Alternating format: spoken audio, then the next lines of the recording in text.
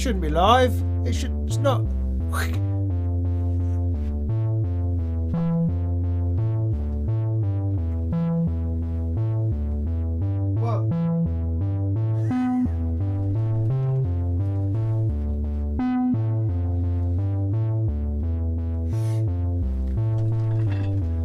Well, if you're all here, I mean, you could hang around. I've just got a little bit of fiddling to do. You're welcome. I can't work out the live streaming button in YouTube. Sometimes you click on things and it goes, oh, you know, it will be ready when it's ready. You put in scheduled times, that kind of thing. And other times it's just, bow, you're live. I was just,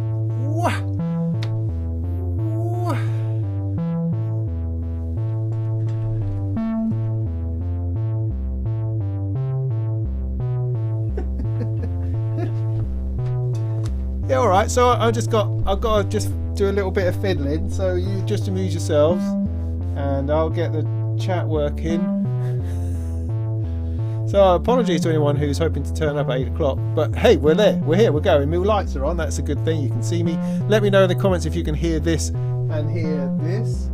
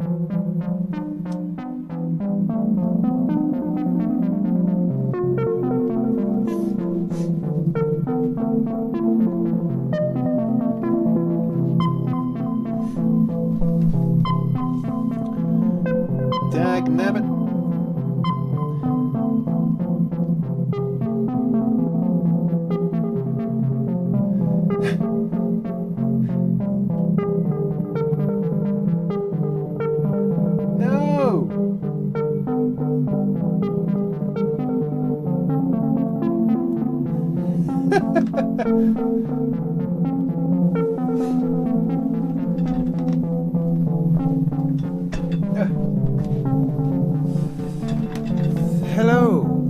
If you're just joining us, this is a bit of this is car crash live streaming where I'm accidentally live streaming. I don't mean to be, but I seem to be. So we're going to go with it. All right. So sorry if it's early for people. Oh well, what the heck? Hey, let me know in the comments. Once I can find the comments, I'll find them in a minute, and then I'll start to relax. Let me know that you can hear my voice and that you can hear the bleepy bleeps, and then that will feel like it's a success at this point.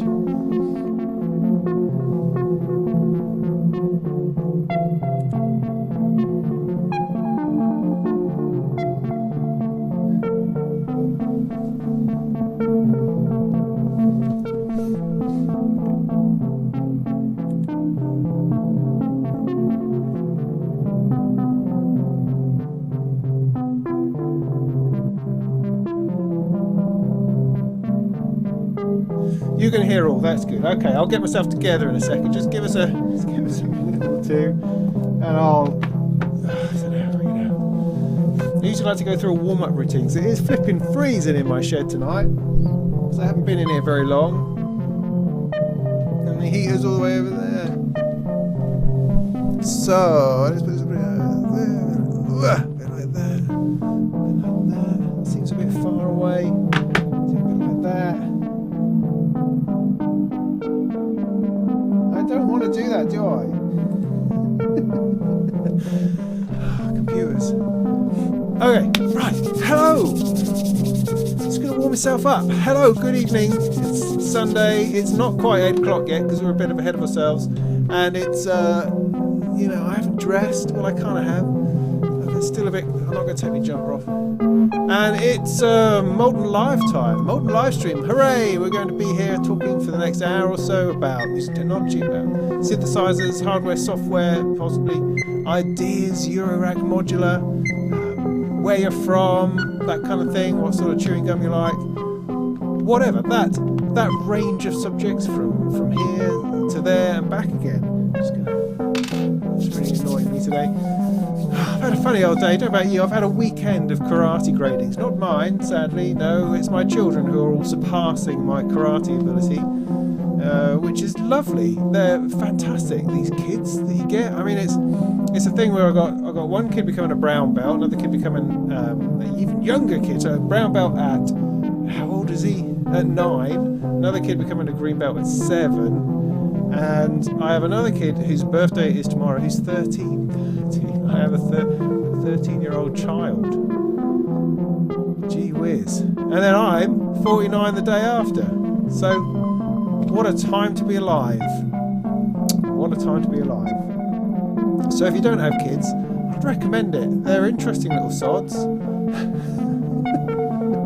And they certainly, you know, prevent you from disappearing so far into yourself that I don't know what I was trying. I don't know where I was going with that, but they do. They take you out of yourself and stop you from just being all about you, which is good, I think. Generally speaking, I feel far away from the camera. Is that on purpose? Oh, I don't know. Go with it. So, who's in the house? Shall we say hello to a few people?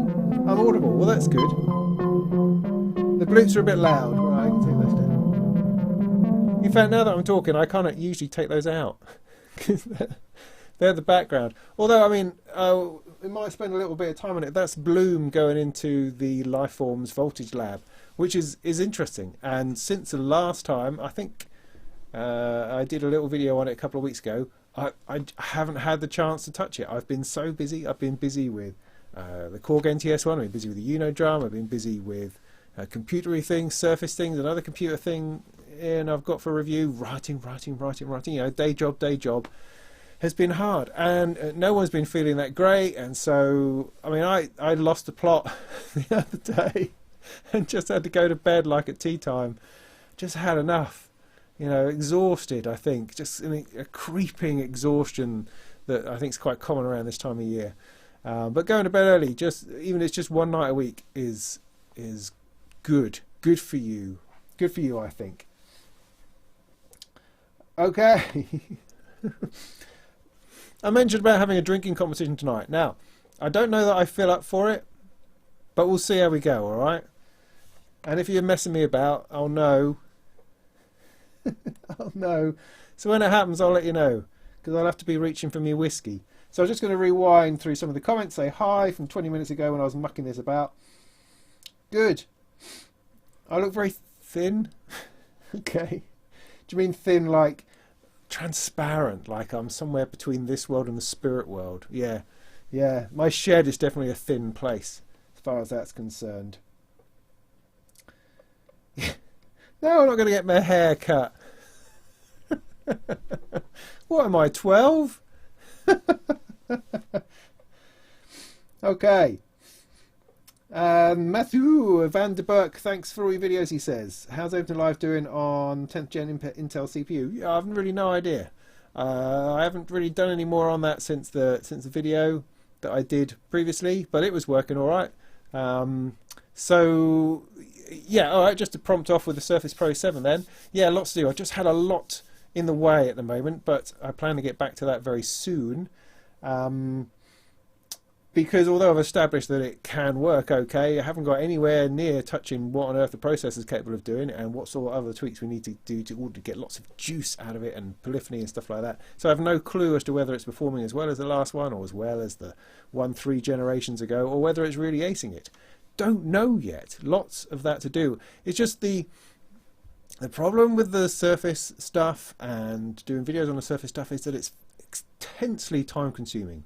You have to, more than anything else. I mean, you know, I can pick up a little synthesizer and I can bang together a video on that, you know, in an afternoon, you know, a day or two perhaps with the editing, and you're done. With the Surface Pro 7, you spend a day just working out how to get basic things to work, and then how to test those and how to create something which has any kind of value as far as testing and retesting and being able to replicate those tests go.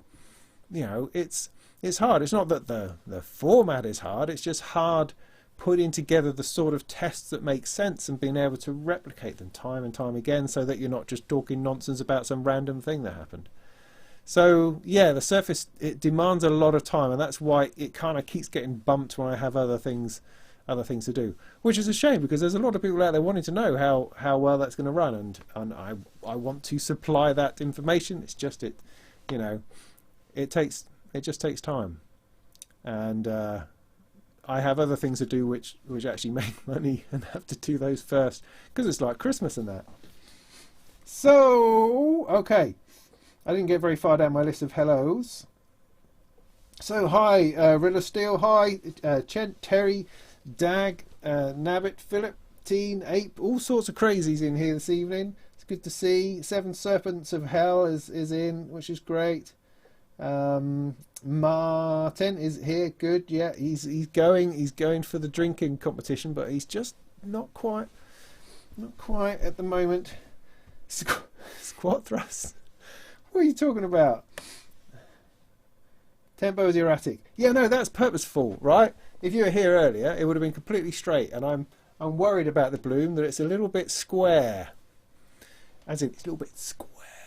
So I just put in an AFO to make the tempo wobble about a little bit, which I thought was quite interesting. So thanks for noticing that and assuming that it was something that I did wrong. Hey, it is chilly. Yeah, it's chilly. That's why I've still got my jumper on. Sorry about that. I know I'm letting the side down because one likes to see the shirt. But, you know, it's here. It's here. And maybe if it heats up a little bit later on, then I'll probably just need to get into my beer. That's probably what I need to do. Hey, Nosebleed. How you doing? Ken. Good. Juicy Fruit. Yeah, I was always a big Juicy Fruit fan. I mean, I was tempted by Hubba Bubba often, but I'd always come back to Juicy Fruit. I mean, it was rubbish for blowing bubbles, but it was a good chew.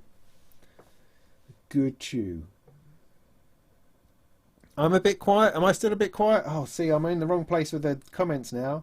Let me zoom back to the bottom. What? Okay, I'll just keep going with it. Let me just check my levels over there. No, that looks alright. Maybe it doesn't.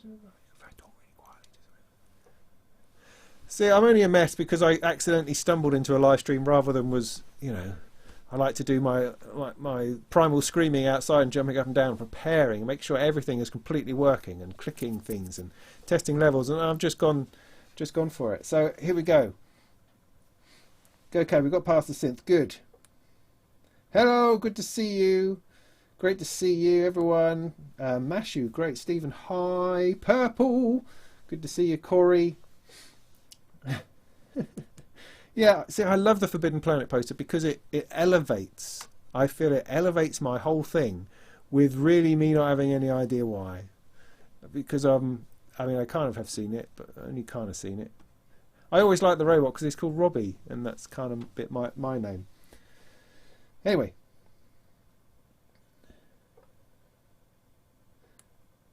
So, I'm in a different live chat thing than I have previously. They've changed things again. Am I to the bottom? I don't know. Hello, Berlin. Good to see you. Good. Well, we obviously ran out of things to say. Great. Metasonics, that'll keep your shed warm. I have no idea what that is. If it's some kind of creosote-based heating system, then it's probably not for me. But thank you nonetheless. Well, so this is the Molten Music Technology live stream show. We should probably kick off with a beer, and then we can sit back and start talking about synths and stuff. I mean, was there anything interesting that happened in the last 30 days?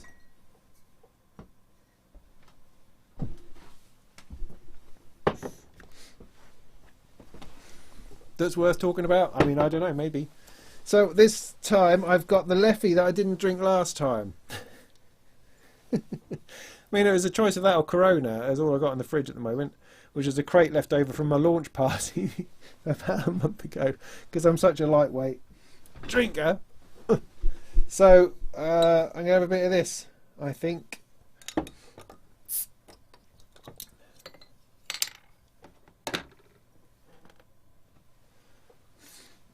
See, I don't know what the Pauly D reference is, I have to say.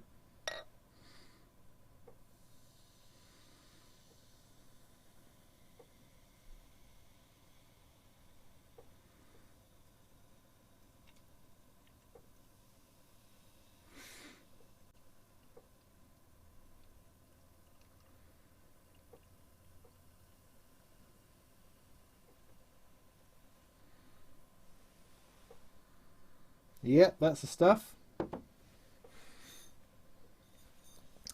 Yeah, that's all right. Last time I had that, I think it was in that place in Covent Garden where you get the Belgian beer and the mussels and frites, frites and mussels, and you have to all sit on long benches and pretend you know the person next to you. Oh yeah, that's treacly.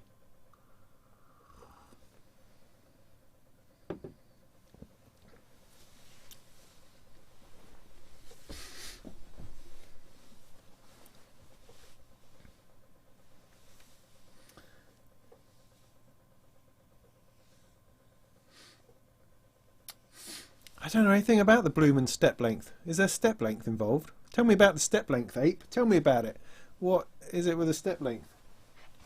Is there a knob that says step length?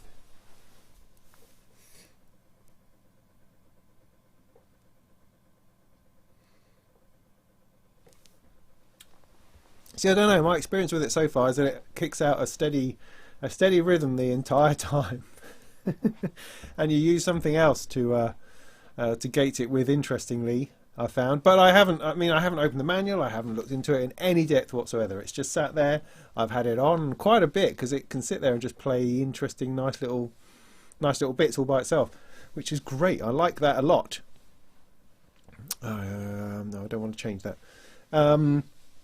But I haven't looked into it any deeper. I'd like to assume that it does, as it does with the melody, it can create more interesting gates. But I don't know yet. But I'm completely happy to pair it with the compass, which perhaps is a good way of giving it a more interesting rhythm. I don't know. I wrote something up today about something called the dots from Din Pro or Dil Pro or something like that. And it was another 3-channel little pattern generator. It uses Euclidean, it also uses manual triggers as well, which looked really, really nice. It had this fantastic little dotty display at the top, which displayed what was going on in your 3-channel. Because as if you've been following my wittering on, I've been looking for something like Euclidean circles, but not Euclidean circles, because everyone has Euclidean circles. And that's kind of why I got the compass, because I like the idea of having something which is a bit like that, but just not the same one. There's nothing against Vlad and his Euclidean circles. I think it's fantastic, but it's just I'm trying to find an alternative thing, just to have something else to talk about. Do you know what I mean? And so this one called Dot also looks excellent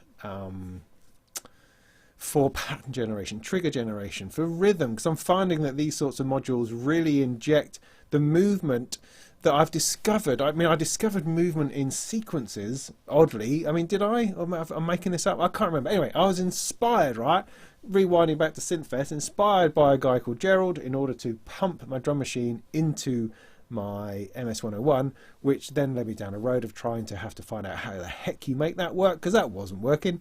And that led me to having a cable created, which created a little envelope which extended the trigger into a bit more of a gate, and then that could trigger the sequencer on the MS-101, and then that would move that along, and then you could create a rhythmic sequence rather than just having the sequence come back at you and having to put in on and off step notes. You could bang in a rhythm from a drum machine in order to drive the sequencer. Are you with me so far? And that I really liked, and it sort of opened up my brain a little bit, because I had found, generally speaking, in Eurorack that every note sounds all the time. You know, your sequencer and your gate is generally happening together pretty much, and that's all right. But after a while you think, well, I'd like something that I can turn on and off, and I don't have that kind of step sequencer within my Eurorack. I just have knobs that set voltages, like this fella here. You know, it just sets voltages and it ticks its way through. And so looking for ways to make sequencers more rhythmic has brought me to things like Euclidean circles, and then to the compass, and then to this other thing. So it's interesting. That's really opened things up. So when I come to the Bloom and discover that it's a little bit straight-laced on the old gate output, that's just a slight twang of disappointment. But with the caveat that I haven't opened the manual, so I have no idea whether that's actually true or not. It just appeared to be so far. But we'll see. We'll see. Is that a problem? Don't know yet. Does everything I do have to be rhythmic in that way? No, of course not. Just talking, man. So yeah, so that was a diversion then. Thank you for that. What were you saying?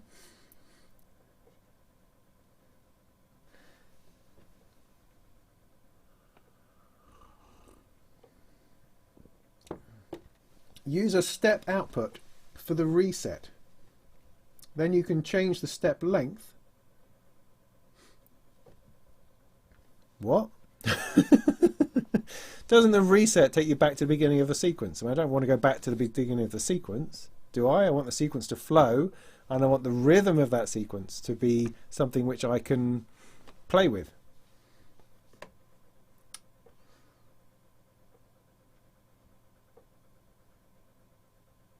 Jim, hi!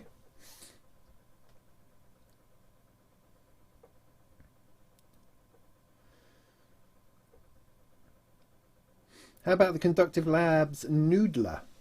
Yours is brilliant, is it? I've seen the Noodler.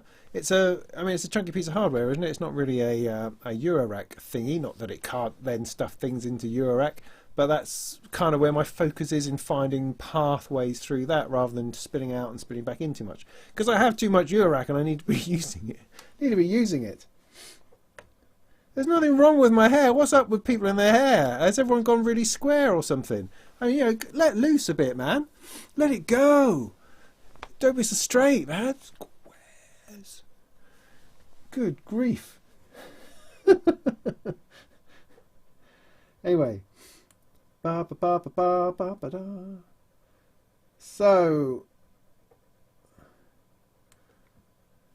I'm not focusing. I mean, maybe we should just put this evening down to experience. We just sit here, quietly get drunk. I'll ignore all the comments, and you'll just watch me sink into a bit of a stupor. I could do with some snacks. I don't have any. That's the thing with Sunday night, because our food don't come till Mondays. Monday is shopping food day. now probably too far away. I apologise. So let me bring myself in. Let's do it, says somebody. Yes, let's do that.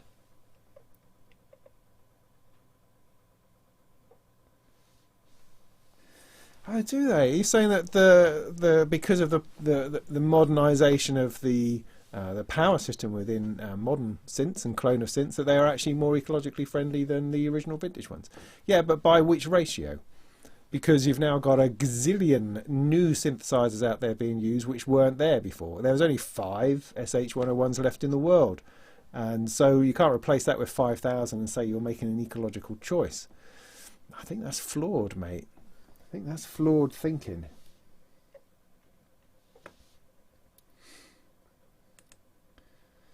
So has somebody told you it is a one-trick pony? Because it sounds a bit defensive.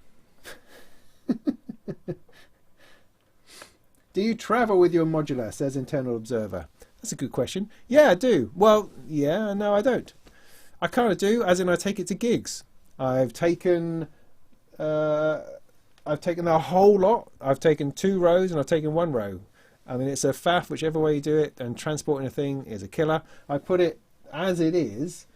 Well, I've done a couple of things. I've put it as it is in a large PA speaker bag, because it fits quite nicely. You know, it makes quite a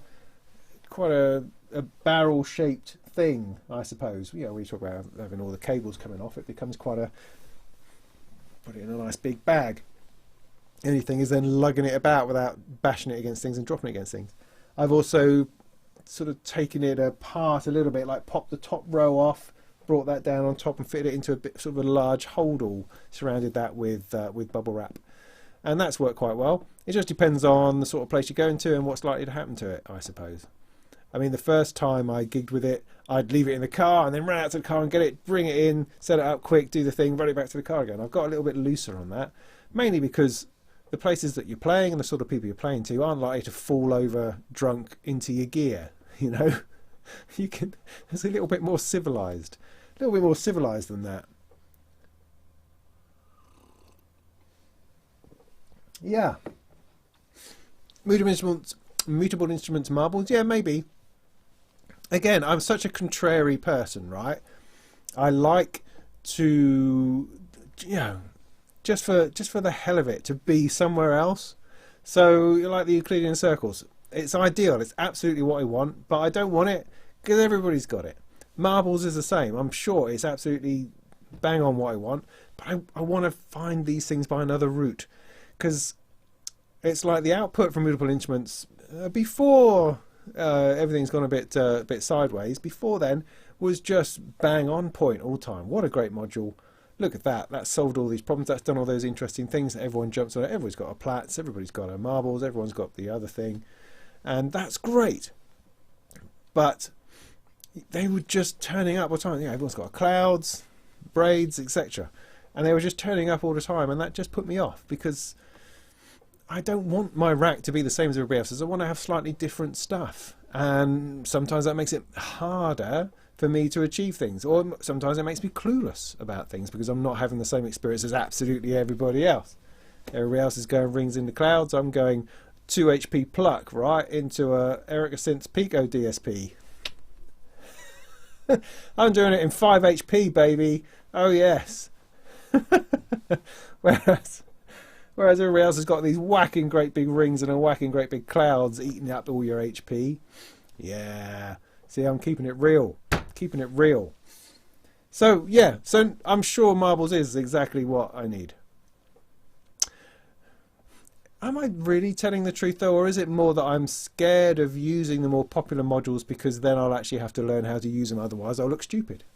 Maybe that's it. And if I pick something slightly different that no one's ever thought of, then no one will know that I'm making a complete joke out of trying to explain how it works. Yeah, maybe I've been found out. What? I don't know what that is. Running a sequencer on a clocked sample and hold, or something like the noise output of the True Machine, also makes for a more creative sequencer clocking. Thanks for the vote of confidence on the hair. But But how would noise... I mean, noise is a whole load of stuff all at once. Yeah. So how would that regulate timing? Would it regulate timing? Wouldn't that just give me really fast stuff? It's like audio rate modulation. I understand the idea of audio rate modulation. It just... I sometimes like a nice wobble. Do you know what I mean? As opposed to...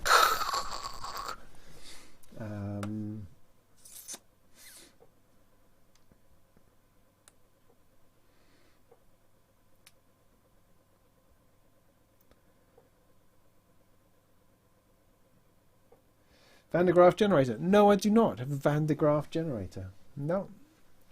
No. Look, I'm 49 on Tuesday, right? And I've got hair. Just think about that. Think about that for a moment, all you baldies out there, eh? Eh? Eh? Eh?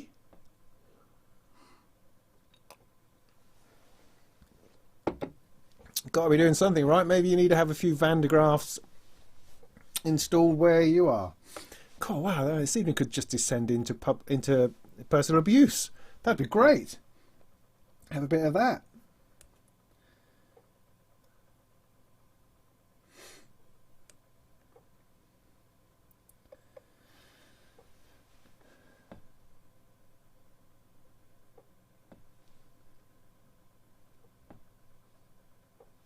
Matthew Colville. Hi Matt, how you doing?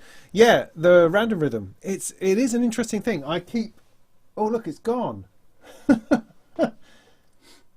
I keep taking it out and put it back in again because it's like, oh, this is really interesting. No, I don't know what to do with it. Oh no, this is really interesting. Oh no, it's a bit regimented. No, this is really interesting. And it has this fantastic ability to kick out weird timings. Not weird timings, just different timings. Timings that you don't have to think about it. You just nick something up a little bit, push something else up. Yeah. And that can create a lot of different possibilities, rhythms, and together. I mean, I use it as a clock divider all the time when it's in my rack. It's not currently in my rack. And then I think, oh no, but surely there must be other things that can do it in half the size. And do I need two sides of this? Can I have half of one? Because it really is HP expensive. But yeah, it is good because grids is another one of those drum machine type things that can run pattern generating for you and that kind of thing. Which again I have avoided because I'm trying to find another way through. I mean, also some of my other ways through is because of what people have sent me. So I got sent a random rhythm. Quite randomly, as it turns out, and so I gave that some time and thought because someone had been kind enough to send it to me. Whereas, no, Mutables never sent me anything, which is fine. I don't expect anybody to, but if somebody does, then I am more likely to spend a little bit of time on that.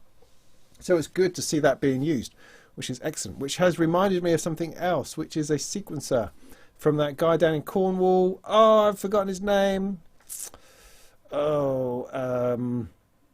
But it operates on a similar idea to random rhythm where you have a row of faders, of sliders, and you push those up to increase the probability of a certain note sounding. That looks really interesting.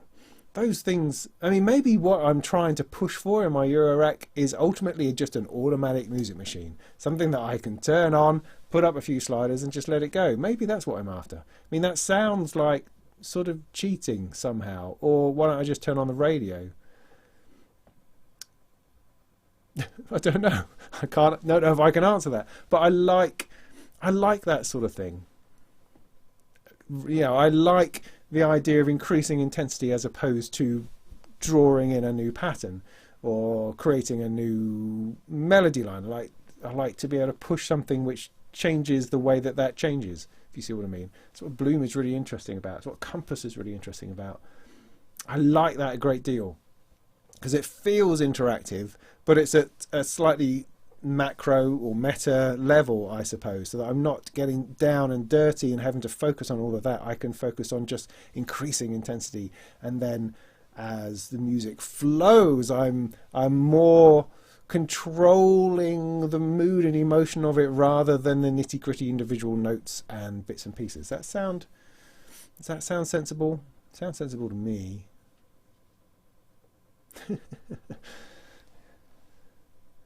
Yeah, but I mean, I'm at a bit of a crossroads with the whole Eurorack anyway, because I now have too much. I've overflowed into different places. I've got stuff which is sitting around that I'm not using, which is criminal, absolutely criminal. So I'm sort of in the process, because I'd like to build a case into a suitcase and have that for my travel stuff and doing stuff in gigs, which is great, but that takes effort and time and thought and making that work that I don't really have the time for, and at the same time I've got these modules knocking around.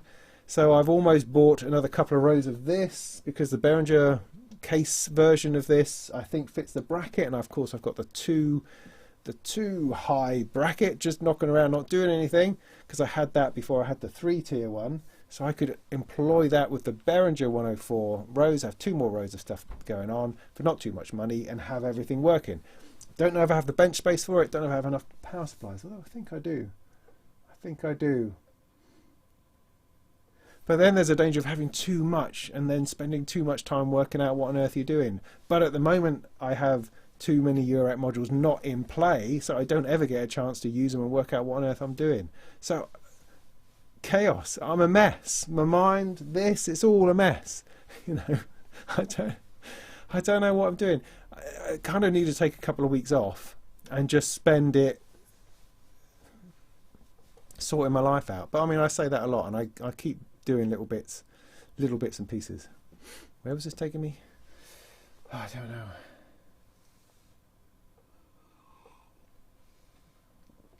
A big wooden clock.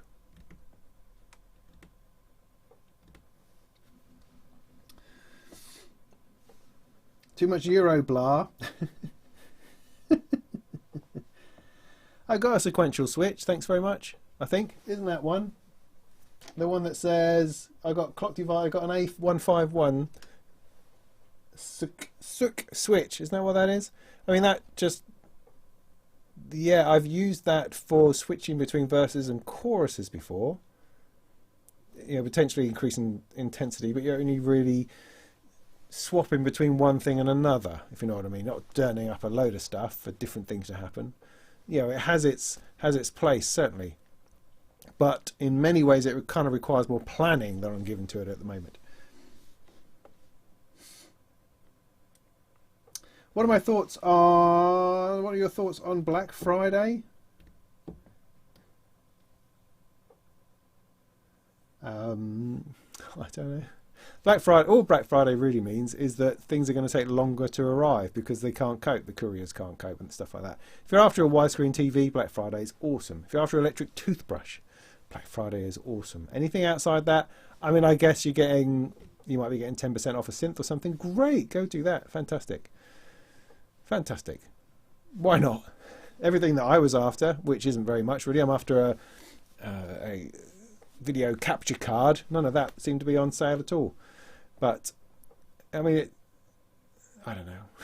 I don't know that I care. I don't care about Black Friday, because what usually happens, because my birthday is so close to Black Friday, and so is my little boy's, not so little, 13 is going to be tomorrow, is that I have to order before Black Friday anyway in order to assure it's going to get here. So it's a waste of time. Oh, waste of time. But you know, I think the traditional Black Friday experience of cramming yourself into some superstore is living the dream, man. That's absolutely, that's the essence of capitalism right there. That's what we should all be into. We should be doing that. We go and worship at our local superstore and fight over electrical goods for knockdown prices. That's what we need to be doing. And, you know, but I'm so anti-establishment that I sit back and just let it all wash away and then pay full whack in a couple of weeks' time when the prices go back up.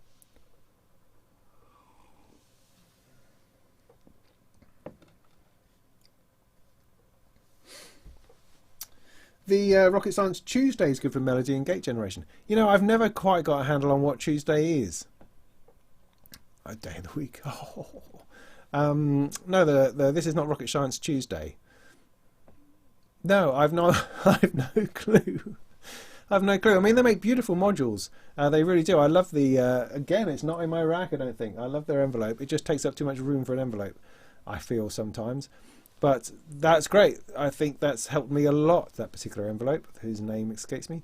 But the Tuesday module, no, I've not quite wrapped my head around that. So it creates sequences and stuff. That's nice, interesting. Cisco, you're going to sell your Mother 32 and buy a Cre8. That's crazy talk, isn't it? Isn't it? Well, you mean you could buy 2 Cre8s, you know. Don't sell yourself short. Buy a pair of Cre8s. That's what you do with your Mother 32. Well, I've got a Mother 32 down here that I have not looked at for months and months and months and months. And I really should sell it, and I probably should have sold it before the Cre8 came out, because then people would have been ignorant of the fact that it's an overpriced little monosynth. But there we go. What can you do? Can't do anything with that. So yeah, I need to do a little bit of a selling of bits and pieces again. I think moving stuff on.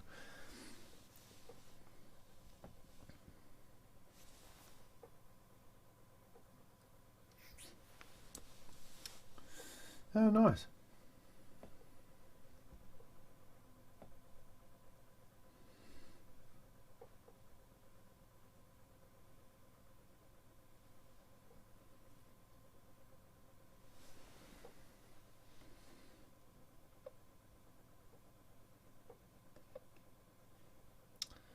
Okay.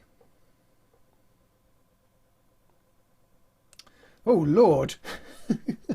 Get a Kenton Pro 2000 II. Wow. Kenton, eh? God. No, I've never been intelligent enough to use Kenton gear. Kenton gear scares the hell out of me. It's like, it turns up in a box and it says, once you've passed your electronics and engineering diploma, then you can open this box. But only if you promise to do it so with anti-static hands and gloves and a lab coat on. No, woo. No, it would feel like I'm sort of hacking my way through this once you start getting Kenton stuff out, because that's serious, man. That's serious. Boxes of steel and proper cabling, and then having to understand what all of this stuff does. I like the kind of thing that you just kind of plug together because it looks about right. And Kenton wouldn't stand for that kind of nonsense. It'd probably just self-destruct if you try to reverse polarity or cross the streams or something. So, so yeah, no. I would say to that. And then a MIDI. Why do I want a MIDI sequencer? What on earth would I possibly want with a MIDI sequencer? Oh, good Lord. I mean, I can do plenty of MIDI on computers and stuff. I'm quite happy doing MIDI on computers. I'm not that happy with MIDI in hardware. Oddly, I really like dialing stuff up. Or do I? I mean, I like playing. I like doing step sequencing on the MS-101, just playing that in really quickly. That's quite enjoyable. But no, hardware MIDI sequencers do not appeal, I have to say, particularly. I mean, I've got the Hermod, for instance, which isn't an external one. It's one that goes in my rack, and I have not enjoyed that. I have not enjoyed that at all. It has enormous potential for things that one can do with it, and I have done some of that, and that's been interesting and good. But to then sit down with it again and try to do something, I just end up pulling my hair out, almost, because obviously it's still there, luxuriant. So... yeah, no, okay, I'm going to back away from that idea, if that's all right.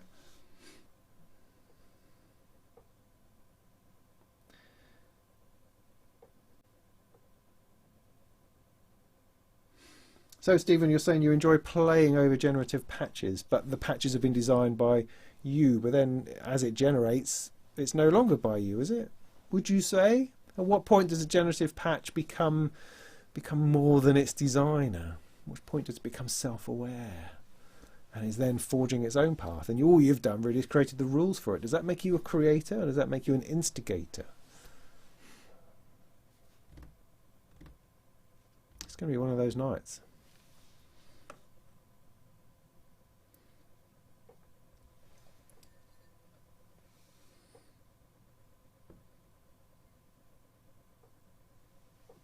How about something that recognises chords and harmony so that all melodic parts stay in key as the pattern moves to different chords?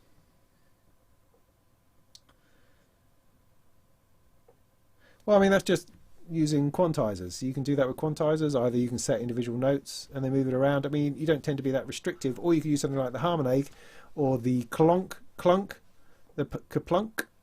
the clang, thank you, the clang, which is a chord generator. There's sequencers that do that, generate different chords for you, providing that your oscillators are in tune. Then there's no reason why that can't sort of work. It's not incredibly difficult. It's more difficult if you're just trying to add a single voltage to a bunch of voltages to try to get a chordal change, because that would change key, but it wouldn't change the quality of the chord. You know what I mean? That gets more difficult, and is one of those things which is probably easier just to grab a polysynth. A polysynth, you know, a synthesizer that can play more than one note, like the Microfreak, and play chords on that. That would be a possibility, rather than trying to force your Eurorack into this chordal change, unless you're using polyphonic routing, which is also a possibility, which is something I had meant to look into by now but haven't had the chance.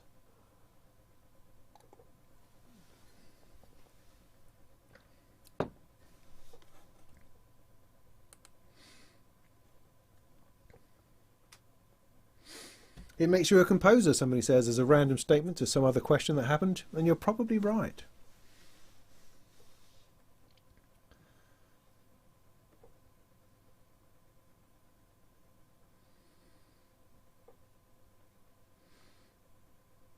Yeah, definitely. I don't want MIDI.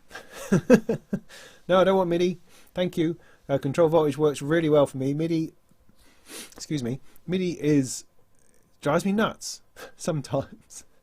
Okay, well, here's the thing, right, that I was struggling with the other day, and I had a real rant at Manu from Bafako about it, poor guy, because he asked me a question, and I went, blah, blah, blah, blah, and that's just the difficulty, because I've been using the NTS1, right, the Korg NTS1, which is just out of reach, little box, and it's got a oscillator in there, and also you can add further custom oscillators, which is all interesting and all good. It doesn't have much in the way of control on it, so I was attempting to apply control to it using an external keyboard or some other sort of thing.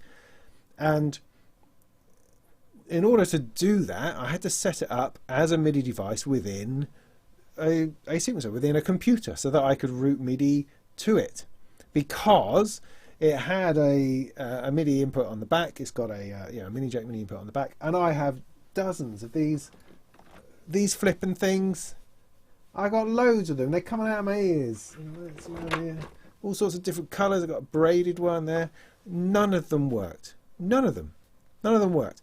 I then spent 20 minutes trying to work out how do you check what the wiring is, and then try to get probes in, and decided that I couldn't, and then was trying to stick wires in that I could attach probes to, and I ended up just throwing it all across the room and went on to try to do something else. So what was I saying? So I couldn't use a physical MIDI input into the device. I had to go via USB, which meant going via a computer. Now, the faff it took to set up a MIDI track, just routing MIDI in and MIDI out, I'm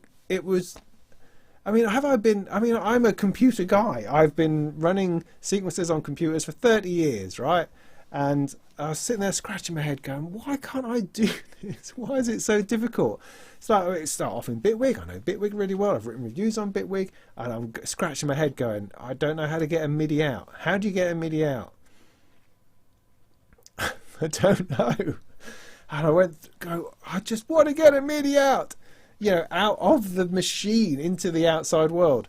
And finally found out that I had to create a device, a hardware instrument device, and stick that in as a device on the track, so I could then route to it and use little fiddly bits inside that to route the stuff out. But then I couldn't route it out because my output didn't exist. Why didn't it exist? Because I hadn't generated the hardware MIDI controller software interface widget in order to make that happen. I mean, it existed. It was there and installed, but I had to go into the settings in order to create a generic keyboard, because it wasn't something that had automatically detected, and set that up to be the Korg in and out and call it something funky, so that then I could select it within the hardware device I'd had to add to a MIDI track, because MIDI tracks aren't MIDI tracks, they're not anything at all. I got so frustrated I went into Ableton Live and tried to do it in there, and found it kind of a similar thing where you can't just select a track and go MIDI out. There you go. No, you have to You have to create some kind of routing and change that bit and change that bit and then route that out to another thing that then routes out to it. It's like, gee, flipping whiz. I was pretty sure that back in the days of using Cubase or even Logic, I mean, in Logic, for heaven's sake, you had to create the sequencer in the first place. You were just given a grey blank page saying, there you go, make music, you bastard. And you have to go, oh, I'm going to create, I don't know, I'm going to invent a MIDI track. I'm going to invent a fader for it or something and stick that on there. And I'm going to hard code something in order to make sound come in. Anyway, but in Ableton, you have to do runarounds as well. And then I got into this terrible trouble. Everything was crashing because I think I was getting like some kind of MIDI feedback loop because of the USB coming in and back out of the... Oh. So I was sure that in Cubase you create a MIDI track, you've got MIDI out, you press on it and it gives you the list of all the MIDI drivers installed. It's just I didn't have Cubase installed on anything at the time. But why is it not that simple? Why is it not that simple? Or maybe it is and I'm just being an idiot. But I don't feel like I'm an idiot. I feel like I have an immense amount of knowledge in my head. But sometimes these bits of software make you feel this big. And that's not good for you, you know? It's not good for you. You need a piece of software to tell you you're awesome and to show you how easy it is because of your immense knowledge and ability to do stuff, and the creativity flows. Creativity flows. See, over here, right, with this non-MIDI stuff, it's a flow of signal. That's all it is. You're not having to worry about ports. You're not having to worry about drivers. You're not having to worry about something's connected or not connected in a driver installation kind of way. You're not having to worry about channels or numbers. You're just going, oh, I'll go plug it in, plug that. Oh, look, something happened. Oh, it's just beautiful. It is.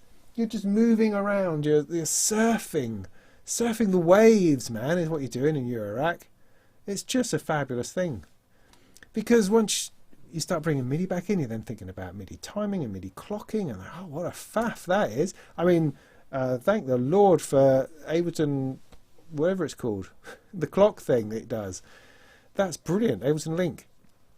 That's extraordinarily helpful in the right situation. But often you're just trying to get two things to talk to each other. Whereas with clocks, taking a clock, sticking it into something else, oh, it's going too fast. Well, then I'll stick it through, you know, a clock divider and then give it something else. Or I can give it something a different rhythm or a competing rhythm, or I'll split something off and give two things a rhythm. CV is, why on earth? What happened in the 80s that made us think that MIDI was better? What did that? Was it because we were fed up with... I mean, it's probably... I mean, it's expense, isn't it? I mean, ultimately, it'll be driven by expense. Because you used to have to buy one keyboard, one synthesizer for each sound you were going to use. And then suddenly, you had a little box that had 16 channels of 128 sounds. And you were... That was just mind-blowing. Absolutely mind-blowing. I suppose that's it. But I don't know that it took us forward. And now we're at MIDI 2.0, where they're wanting us to go into the wibbly-wobbly world of MPE. I don't know who that's for. I don't know where that's going to get us. It just makes MIDI more complicated. Because not only do I have to edit the note on the piano roll, I've got to edit the timbre and the pressure and the little pitchy bends as well. Like, sod off, I just want to make a tune.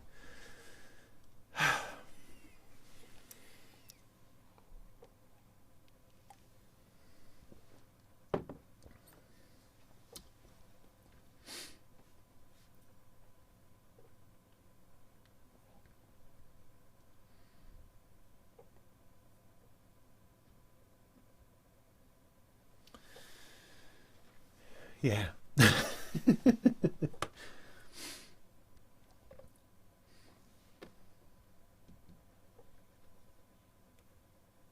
See, I don't know whether all mine are type A or type B. But I know that I could not get the launch key to work, which I have, because they didn't include an adapter either. It's almost like everything I've got that's type A just didn't come with an adapter. So all I've got is type B adapters. Except perhaps the Uno drum. But the problem with the Uno drum is that they're not 3.5mm mini jacks, they're 2.5mm. And I don't have 2.5mm cables knocking around. So I was attempting to lock the Uno drum to the Uno synth, but I had to end up using, you know, adapters. Oh, here we go. That's one there. Adapter with a dirty great big MIDI cable on the end, just to connect two little boxes together. I've got like a 5-meter MIDI cable and these two flipping adapters. This is progress, they tell us. I mean, I like the idea of the mini jack thing, because you can just go mini jack to mini jack, stereo mini jack, stereo mini jack. That's quite cool. I like that. That's reducing down cable size and faff and cumbersomeness, but while retaining the physical connection that I like of a cable. But yeah, I think perhaps these things are just sent to try us ultimately. You use the mutant brain with a digitac to drive your modular. Yeah, the mutant brain looks like a useful thing. I mean, as far as MIDI is concerned, I've been using the VCMC here as well. And my plan when I was doing the Korg NTS1 video was to use it with the VCMC. This little thing here, MIDI controller, Eurorack MIDI controller from Bafako. It's fantastic. But it was that situation that got me all this. The crashing on the NTS1 and couldn't seem to get it, and the problem with the NTS1 crashing is the only way to reset it is to pull the plug out and put it back in again, which then was blue screening my computer because the MIDI driver was in use, and then that was spannering out, and it's like, oh, this is a world of hurt. A world of hurt. Why have we put up with that? Why have I spent my life putting up with computers doing this crap? This is part of the reason why I'm trying to build a new computer, which is over there, which I've been using for my Audio PC series of videos, because my existing desktop computer, it just blue screens too much. Yeah, there's a level of blue screenerage which you can cope with, but there comes a point where it's like, this machine is just too screwed and I need to wipe it and start again, which would be the cost-effective way to do it. But I thought I'm going to take it an opportunity to, because it's about 6 years old, 7 years old, I think it's about time to upgrade to a new machine and gives myself an opportunity to make these videos, blah blah blah. So that's the plan. But as I say, there's a level of crapness about your computer that you get to where you just think, sorry, I need to do something about it. But we put up with far too much. I think. Does the audio fuse use smaller jacks? I hadn't noticed that, because I've got an audio fuse sitting right there. I hadn't noticed that at all. Does it? I would look at it, but then cables are going to fall out and the whole rig all anyway. But okay, that's interesting. Have I sold you on the VCMC? What, with that little talk? It's a great thing. I love it. Had I persevered and gotten to the bottom of what earth was going on with the NTS1, it would have been a beautiful little connection. Because what I would do, I would take this MIDI out. Shame it doesn't actually have 3.5mm on the VCMC, I should say. I would sellotape the Korg to the side of my rack, run MIDI to it, and then control it from here. It's a beautiful use of it. And I could stick sequences in to it, and I could stick audio through it as well to use it as an effects bus. Great stuff. Yeah. But it's a great little thing. Very creative, very interesting. Lets you do strange, like modular things to your software synths or other bits of hardware. Great stuff. Yeah, great stuff.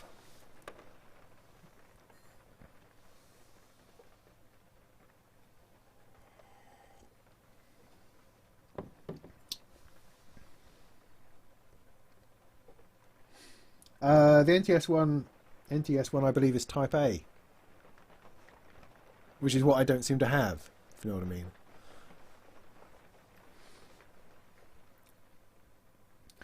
Yeah, polyrhythms. I mean, I'll be happy if everything finishes at the same time, to be honest. So I don't have a great desire for polyrhythmic stuff where you have things of different lengths that are repeating. But I don't know yet, because I don't tend to have more than... I tend to focus on one thing going on, I suppose. I don't know.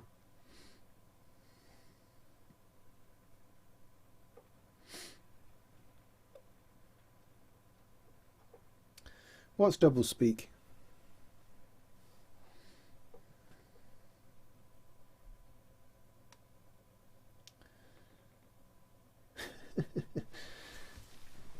So you're using a 20-year-old computer with Windows 98. But are you happy with that? If you're happy with that, that's fine. I get emails from people who moan about the fact, well, I'm using Windows 98 now, this isn't working anymore.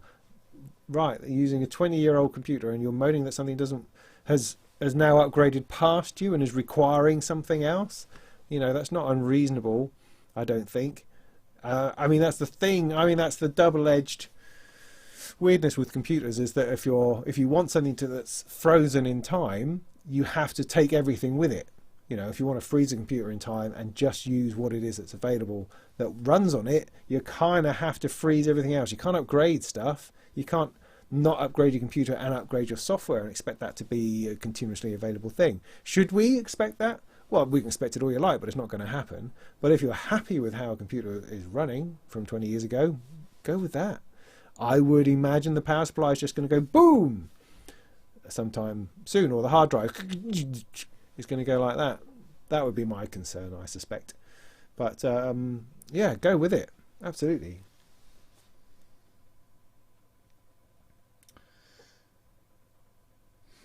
Robin, you do not want MIDI. No, not really. I mean, I use it when I have to, and that's fine. But I don't enjoy the setup. I mean, part of the problem. I mean, this is part of the problem of being in the sort of job that I'm in, because I'm writing about stuff and reviewing stuff. My studio is constantly changing, constantly stuff coming in, going out, coming in, going out. So when I see these beautiful studio pictures that people put up on social media, it's like, oh, I wish I could keep everything like that. I wish things would stay in one place, but they can't. And so I kind of have this inbuilt level of frustration where I'm having to deal with constantly reconnecting or you know, superficially connecting something to review that and to use that for a little bit, and then it's gone. So I have a bit of a mess of a studio because things are always being changed, and then I've got drivers left behind from something else, and drivers which can clash with something else, and something wasn't uninstalled properly, or you know, it didn't work, or it was a beta version, and now it's if you see what I mean. It's like whenever I load up a door on my desktop and it's asking for this dongle and that iLock and this authorization, it's like, oh bollocks, put all those in, and then I've got to pop over here in order to test something, and it's, oh, I've got to plug all those, if you see what I mean. So why did I say that? I don't know. So it's like when you're using MIDI, when you've kind of set it up and you've set it up in your DAW and you've created your templates or whatever it is that you use in order to address stuff, life gets a hell of a lot easier. But your initial starting point, new piece of MIDI gear, it takes, oh, I've got to install it, I've got to update the firmware, I've got to do this, and I've got to create the thing for it within my software. Oh, look, Studio One's going, you know, it doesn't have all the controllers that you wanted to connect last time. Do you want to reconnect them? So I don't know, do I? I don't know what I've got connected from last time. So you have this snowball of crappiness, and it ultimately takes you a long time before you get to the point where you could make music. Now, if you have everything already wired together, you turn it on, you make music. Excellent. So I have denied myself the opportunity to have that because, as I say, I'm plugging things in and out and installing stuff, uninstalling stuff all the time. This is the relief to that. This, although, I mean, I'm taking out modules and putting modules in, but the setup of that is so simple. It's just control voltage. It's just a voltage going from here to there. It's just a cable. And it's so easy. It's dreamy. So I don't have, unless I've taken the entire rack apart, I have no setup. I just turn it on and I can plug things about. I can start stroking my chin and making bleeps and noises and bits and pieces, regardless of what's actually installed. I just use whatever's there. It's brilliant. It's the closest equivalent, I would say, of picking up a guitar. Now, I'd like to say that picking up a guitar is easy, but because I play in church from time to time, my guitar's never set up either. It's always in a bag, and then my amp's not plugged in. And so it takes me 20 minutes to set all that up. So again, this is the fantastic remedy to all that. I just turn it on and you start using it, and it's fascinating and it's interesting, you know. I've never known anything quite like it. It's really saved my life, I think, this thing. Otherwise I would have burnt myself out. Flipping writing about computers, making computers work all the time. Yeah, God bless it. So, yeah, I'm in a ranty mood tonight. Ranty mood. What are we talking about? I've obviously got halfway through. No, I've hardly touched my beer. I'm trying to.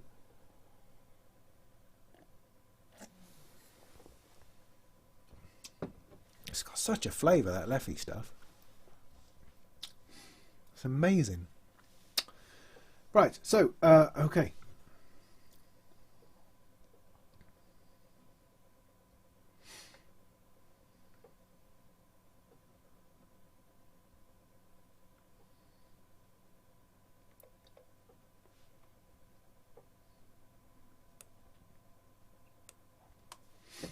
Hi Arthur from Boston, Massachusetts. My middle boy's called Arthur. It's a great name. Well done. Well done on that.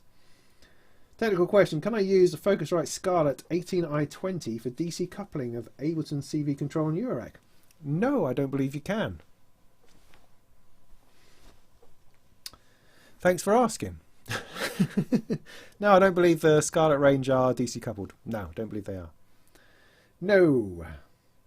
Thoughts? Okay, the Cre8audio Nifty bundle. Thank you for that, Canatees Quinthan. Sorry if I'm not pronouncing that right. So yeah, this Cre8audio thing. Let me tell you all about that because that's quite interesting. Is it? I don't know. Anyway, so I was at Synthfest, right, doing my Synthfest thing, being all sound unsoundy, and one of my editors from Sound and Sound said, "Oh look, I've got this thing that would like you to review. Do you want to come and have a look?" I said, yeah. Where is it? It says, well, it's kind of secret. It's behind a curtain or under a table or something. So we sort of had to go under a table to have a look at this thing. And to my surprise, it was a guy I've known for years, like 20, 30 years, since I was working at Turnkey and beyond working at Turnkey. And he's a product sales guy. He's worked for everybody. And he had this box that he wanted to show me, and he was mightily pleased to see me because I don't think we ended on the best of terms the last time we spoke, but it doesn't really matter. You know, we all love each other in this industry, really.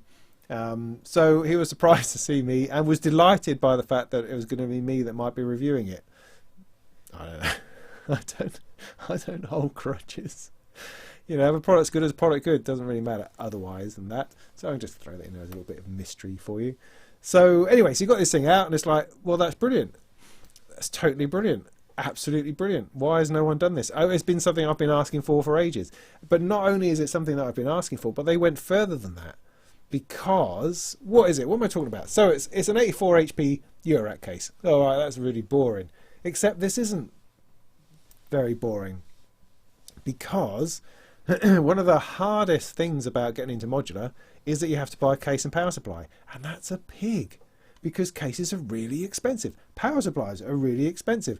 And the way you have to buy them makes it look like you're supposed to know what you're talking about. Because it talks about powers and amperages and voltages. And you're going, what am I supposed to... How am I supposed to know these things? And you get like really helpful questions from people in shops. Like, oh, so... yeah, what sort of modular are you putting together? Well, I don't really know yet. Well, then we can't really sell you a case if you don't know what you're going to put in it. Says, well, I don't really want to put things in it until I've got a case. Say, well, that's no good because how many amps are you going to be drawing? I'm not drawing amps. I don't know. I was hoping just to run some modules. Yeah, but we need to know what the ampage is. Otherwise, you might overload the power supply, and then you're not going to get the correct performance or the range of CV through your modules. What are you talking about? And then, of course, what about the depth? I mean, how deep do you want your case to be? I don't know. Why would I need it to be deep? Well, because modules vary in depth. So, do we know what that is sometimes? Right. So, and then you want to take 500 quid off me just for the case and power supply. Cool, gee whiz. I could buy a whole few synths. I could buy a Poly D with that, you could say. So, the case and power supply element in starting Eurorack is a pain in the arse. It's a hurdle that you have to clamber over. And you end up buying probably poorly, I imagine, either buying something far too big or something too weeny like the Happy Ending kit. And then sort of wondering what you're doing or trying to do it in a DIY style and blowing yourself up by putting together a power supply. So it's fraught with difficulties if you are someone who's not massively technically minded and just wants a go of the Eurorack thing. And that should be possible, right? but it really hasn't been, unless you're prepared to drop 400 quid on a ready-made case of stuff, you know, or a case ready for stuff to go in. So what the Eurorack world desperately needed was a simple case that had the right feature set to make it easy to put stuff in it. And what does that mean?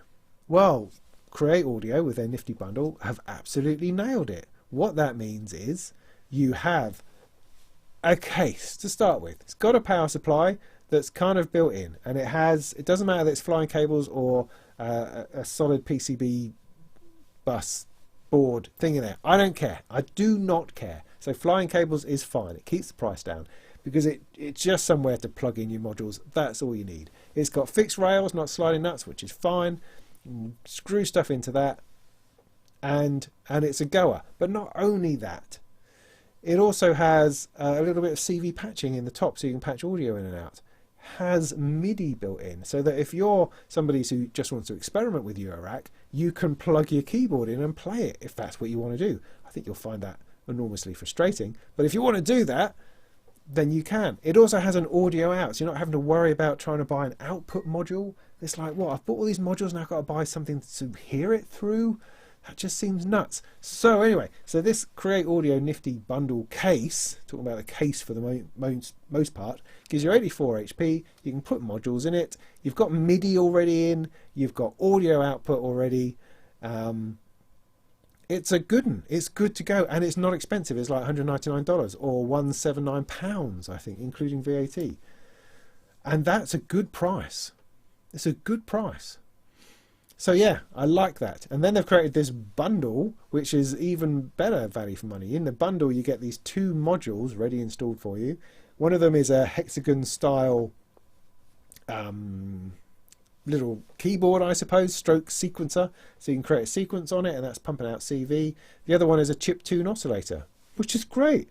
You know, I mean, you might not be into chiptune. Who cares? It's a sound source in there ready to go. So if you buy the bundle, which is only I think $249 or $239, I think UK pounds, you have a system which makes sound. You can create a sequence and it makes sound, and you can hear it just through normal speakers or through headphones, and you can MIDI into it and play it. Phenomenal. And that's for 250 quid, roughly speaking. Fantastic. You would easily spend that on putting together a half decent case, let alone putting modules in it. So I think it's absolutely genius. It even looks all right. I mean, I'm not particularly taken by the creamy colour of it, but it has wooden ends and it looks all right. It's a bit plasticky, of course, because they've had to keep the price down. But the 2 modules in it are half decent. You've got these MIDI bits and stuff, which are all, you know, if you have to buy a MIDI interface for your modular, you could be spending another 100 quid easy. You know, if you want an output module, you could be spending another 100 quid. So you've got something in the region of 500 quid's worth of gear, at least within this case, for half that price. It's a really good deal. Really good deal. I like it. Now I'm hoping to do a review of one for Sound on Sound, but they have not yet sent us one, which is a shame. I mean, they said that we don't want to send you the prototype, the one that they sent Nick at Sonic State. They sent him the prototype one. He did a little video on it. Yeah, that's cool. They don't want to send us that. They want to send us a proper finished one, which is fair enough. That's fine. You know, you want to give a respected magazine for a proper journalistic review. You want to give them one that's going to work properly. Yeah, cool. I'm into that. However, they're now out of the shops. They are out in the shops. You can buy one, and we still haven't seen it, which is a shame, because I really want to review it because I think it's great. I think people should know about it. So, you know, mate, if you're out there, send us one. Send us one to do it. And then the other idea I had, which I've mentioned in social channels a little bit, is that I kind of like the idea of using that case to build a bit of a loaner system, a starter system, a system that you can put modules in that you could give or lend to someone who's modular curious or Eurorack curious, and it would be a useful, helpful learning, testing, starting, introduction type experience to what modular could be about. I think that's very interesting. I mean, you know, to actually do it, probably the third person who borrows it would run off with it or sell it or something.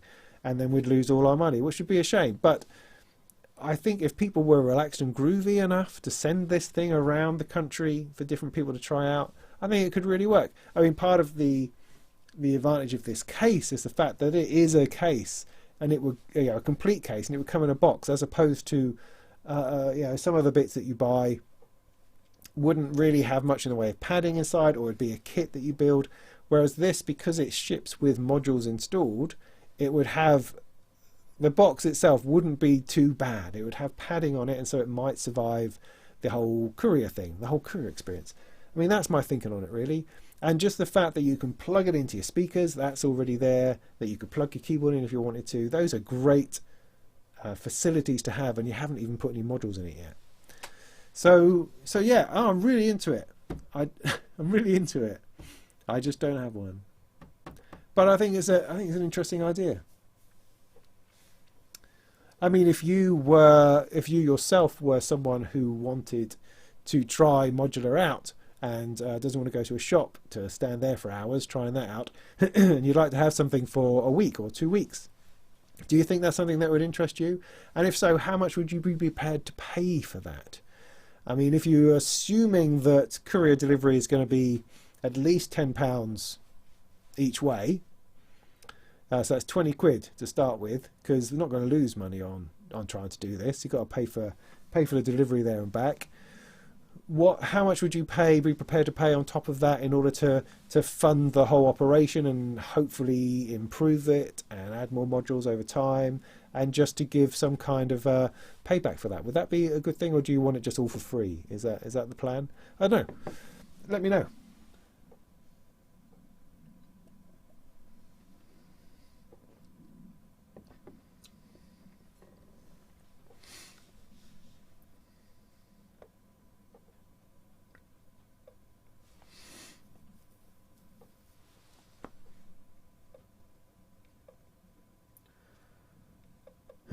Okay, so you're having your own conversation about it. You're not listening to me at all. How dare you? How dare you?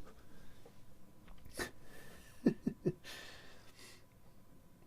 Nifty bundle scares you. I'm scared it will lead people down the rabbit hole. Yeah. So what? I don't care. I don't, you know, I'm not responsible. I can quit anytime I like. That's fine. You've had reports that the build quality is questionable. Yeah, of course it is. I mean, it's not going to be the most fabulously built thing ever. It's going to be, you know, mass produced in order to keep the cost down. That's all right. I don't mind that. You know, people spend hundreds and hundreds of pounds on a properly made walnut, you know, case. The price of cases does me in, because I'm looking at this myself at the moment. Oh, I've got an enormous thing flying around.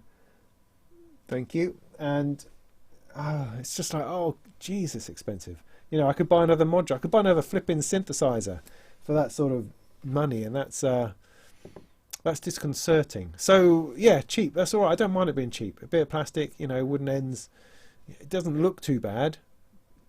That's all right. I think that's all right. I mean, even the modules themselves are quite simple looking. They're from Twisted Electrons, who make decent stuff, but the whole thing is going to be done as cheaply as possible, and that's okay. You know, you have to compromise if you're trying to do something cheaply and simply at an entry level. There has to be compromises involved, otherwise everything is just really, really expensive. So yeah, okay, interesting to hear though. I have a Complete Audio 6 standing up right here. What's the question? It has 4 outputs, yeah. Oh, there's another conversation going on. I have a Complete Audio 6, very good card. Yes, okay. So obviously there's something that I need to rescue to DC coupled audio interfaces. Okay. Well, yeah, the Complete Audio 6 is DC coupled, kinda. I did videos on it. There's something about boosting the getting the right cables first of all, I think, and boosting the power of it in order to get the full whack of whatever it is I'm talking about. So yeah, so with caveats, if you look at my videos on Complete Audio 6, then that will help. But if you need more outputs, something cheap, I don't know. I mean, you're inevitably looking again at the Expert Sleepers thing, aren't you? but it is, you know, it's 500 quid. I don't think you're going to get much under 500 quid if you want more than 4 outputs. You'd be looking at Motu stuff, you're looking at RME stuff, but RME stuff doesn't really have many DC coupled outputs. PreSonus would be the other option. Their studio range of interfaces are all DC coupled, I think. So that would be the other place to look.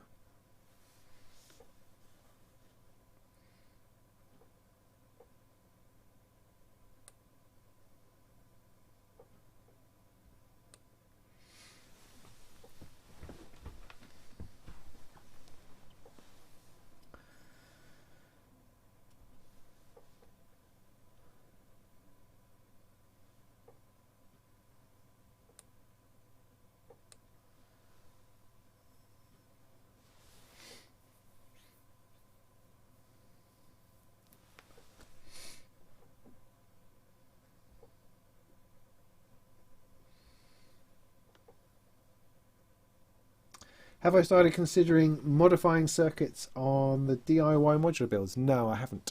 I haven't at all. I see the DIY stuff I see as like little mini victories, and I'm very, very happy to get to the end of it and then move on. Partly because I'm not at the stage yet where I do it. I don't do it with enough thought in order to be really learning anything in terms of electronics. Partly because also I've been lucky enough to make them all work first time, whereas if I was troubleshooting, if I was trying to work out how something works because it's not working, then I would probably actually learn something. But through all the soldering stuff I'm doing, sorry, my camera is really doing me in because it keeps... Oh, I've got this wonderful Canon 70D which I've had now for quite a while. Once I started doing HD videos, right, it's a fantastic camera. It's been really good to me, other than the fact that it cuts out every 30 minutes. But the preview thing there's obviously a loose wire and it keeps flipping from mirrored to non-mirrored. It's driving me nuts. Anyway, what was I saying? Oh, darn it. I was saying something really profound. No, I've lost it. Oh yeah, DIY builds. Yeah. No, so basically I've put together and soldered a DIY module, a project, and I've put that into the rack and it works. That's great. But I haven't learnt anything. I've learnt how to solder better, rather. I've learnt what tools to use, perhaps. I've learnt different videoing techniques, so it doesn't take me quite so long to do that anymore. But I haven't learnt anything about the actual circuitry themselves. So I have this slight glimmer of recognition in my head that if I was to change a resistor, that would change a value somewhere. You know, I can gather that. Change a capacitor, that will change the ability to store charge, and that might make a difference or something. But I certainly don't have the wherewithal to understand what that means or where that goes or how that works, and certainly no idea of how to tackle that. So currently my DIY projects are very much, I'm following instructions, I'm soldering something together, I'm having a happy result. It's nothing to do with being able to understand what these circuits are about or how I would ever possibly change them. I think that would require a lot more of me that I don't have at the moment.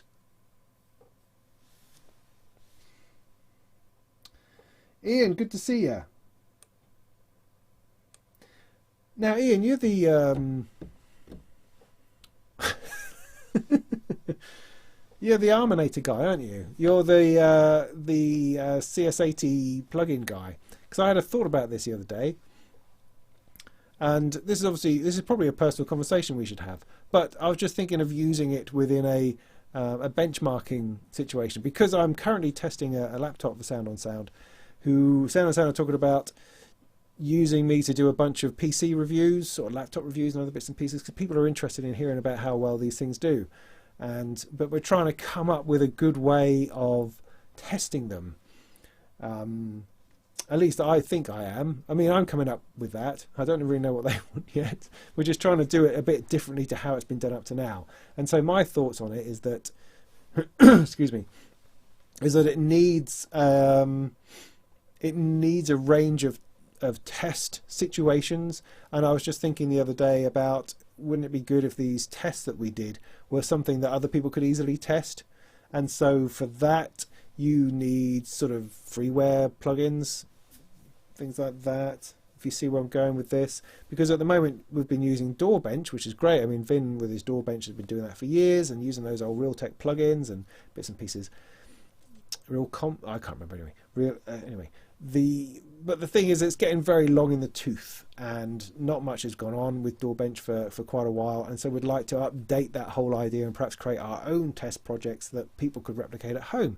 And I was wondering whether the Arminator would be like an ideal synthesizer to put in as a polyphonic test, to test polyphony, because there's one of the tests that I sort of devised where I was using Hallion in Cubase and just holding, introducing 8 notes and then duplicating that track upon track upon track, but with different instruments. But you could also do it with the same instrument. It's just you have to be able to hear it without it being a disaster, without it being a complete overload of cacophony. So I was thinking of getting together a number of free synths, and that certainly sprung to mind. So that was a thought. But anyway, that just prompted that straight out of my head, so that I think about it again. Think about that some more, because that would be good.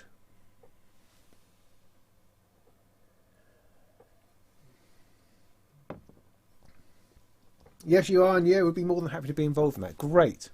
That's good to know. That would be good to know. Yeah, I'm having a chat about it with them this week, I think. So yeah, I'll definitely keep that in mind. I think that's a good idea. I like that. Like that a lot. Andrew, I even kicked off early this week, so you've missed more than you know. Oh, Calinatis, you bought the Nifty bundle. So tell me about it. I need to pick up some other modules. I've been looking at 2HP and Erica since Pico. Due to only having 84 HP, any recommendations to go with the Nifty bundle? Well, okay, well then that's another question I wanted to talk about. So, what modules would be good for a starter system? See, this is something that's had me stroking my chin as well, because it's interesting, because there's a temptation when you're talking about a starter system. What first module should you have? There's hang on a second.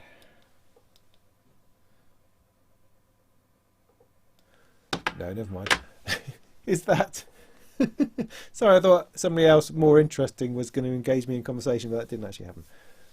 So, yeah, there's a danger of trying to go for really cheap modules and the basic building blocks of synthesis. And that's okay. So you can buy a bunch of Doepfer stuff, buy an oscillator, buy an envelope, buy a VCA and a filter. Oh, you're away. But I don't think that's it. I think if you're building a starter system for Eurorack, it needs to be more eclectic than that. It needs to have something which is going to grab you. So for me, that means it needs randomization. It needs a sequencer, probably a quantizer. Not necessarily, maybe that's secondary. And it needs interesting forms of modulation. Now for me, when I built my first row, I mean, this is 104 HP, so slightly more than the 84 HP, but I didn't fill my whole rack. And what I put in there, if I remember rightly, was the STO oscillator, wavetable oscillator from Erica Synths, Veils 4-channel VCA, the DSP effects from Erica Synths, the Batumi 4-channel LFO, might have even had the Z4000 in there, the envelope. Don't know, but something along those sorts of lines. Oh, a Polyvox filter. There we go. So, oscillator, 2 oscillators. Now, if you talk about the Nifty bundle, it's already got 1 oscillator. Well, it's got one more than that. The chiptune thing is more than just an oscillator. It's kind of a little synth voice. So you want one, I think to go along with that, you want one pure analog type oscillator, something like the 3340, the Castletronics. Something simple, but that has a lot of outputs to it, has lots of modulation possibilities, and is good and cheap. See, that fulfills all those criteria.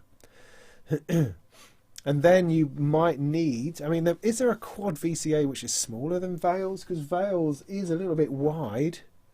You would have thought there should be something, because all you really need is, I mean, I know you've got this response knob. Don't need a response knob. I just need a level knob, CV input, and then in and out.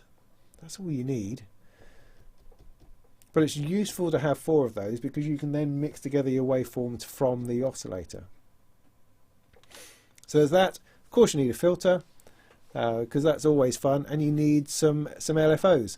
Again, the Batumi is quite expensive. You know, it's a serious, fairly posh piece of kit, but there must be cheaper, at least 2 or 3 LFOs that you can get from somewhere else. I mean, there's actually the Erica synth modulator itself might not be too bad, but again, that's quite wide, and it's only really got the one time source. So yeah, any recommendations on something that would go in there? I mean, I was also thinking maths, because maths was one of the first modules I got. Now it's stupidly wide, but it has LFO, it has envelopes, it has other weird stuff that I've never gotten into, but it has the ability to make your rack sound weird and strange and otherworldly, and those are the sorts of experiences you want to have in Eurorack. So, but maybe, sorry, the large flying thing is now over there. I'm trying to see if there's anything I have around me that I can swat it with, which is not going to cost me hundreds and hundreds of pounds. Ah, copy of Sound on Sound. Bear with me. Oh, you bastard.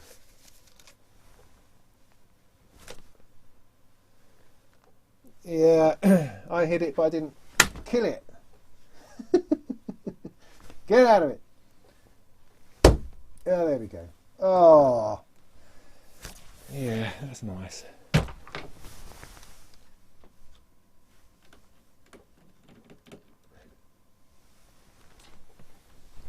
Sorry about that diversion.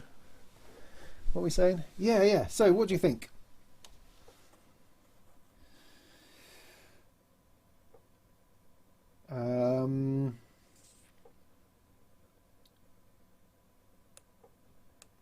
Load up with noise engineering.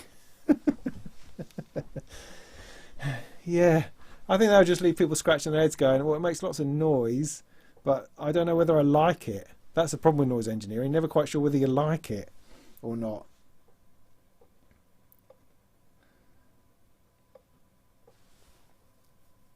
Sure, Ian, yes, I will.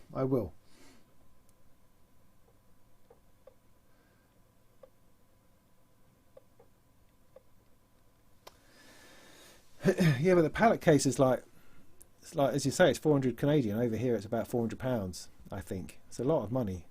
Is it a lot of money compared to £250? No, I suppose. It is more money, and you don't get the modules with it, and you don't get the bag of cables. Don't get the power. Do you get the power supply? Don't know. Do you get the MIDI in and out? See, it racks up pretty quick. It's a good deal, the Nifty case. You know, you think, oh, there's other cases that aren't that much more expensive than it. Oh, its carcass is that's just gross. That's horrible. I don't want to look at that. Get out of it. God, that's Jeff Goldblum all over my rug. What? So yeah. Yeah.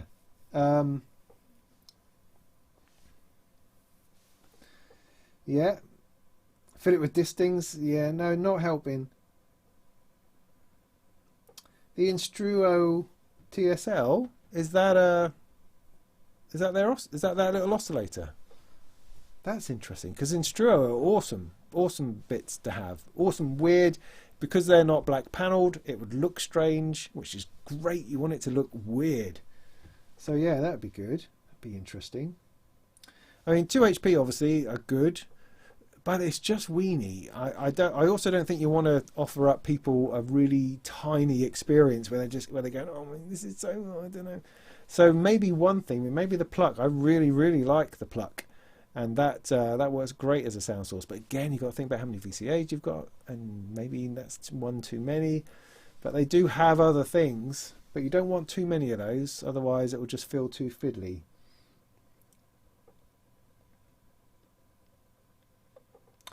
Yeah, I mean, starting with a semi-modular is fine. I've done videos on starting with a semi-modular, but that's not the point. We want to move beyond the semi-modular at this point. We're moving to, because a semi-modular isn't modular. It just isn't. It's not the same experience. It doesn't give you a modular experience. To get the modular experience, you have to sit there going, I haven't got the faintest idea how to make sound out of this. You know, that's the problem with a semi-modular, is that it's all wide and it makes sound. That's no good. That's not going to teach you anything. You have to sit there going, what? And you've got sound coming out of an oscillator, out of a cable going, oh my goodness, I've got sound, where am I going to put this? And you have to work it out. You have to get your hands dirty, roll your sleeves up and go, how does this work? And then as you are putting stuff about the place, you are learning how synthesis routing works. There's nothing, a semi-modular is not going to teach you that. It's not going to teach you that. It's a great thing to start with, and as I say, that I've recommended that myself. But this is, okay, now it's modular. And that's good.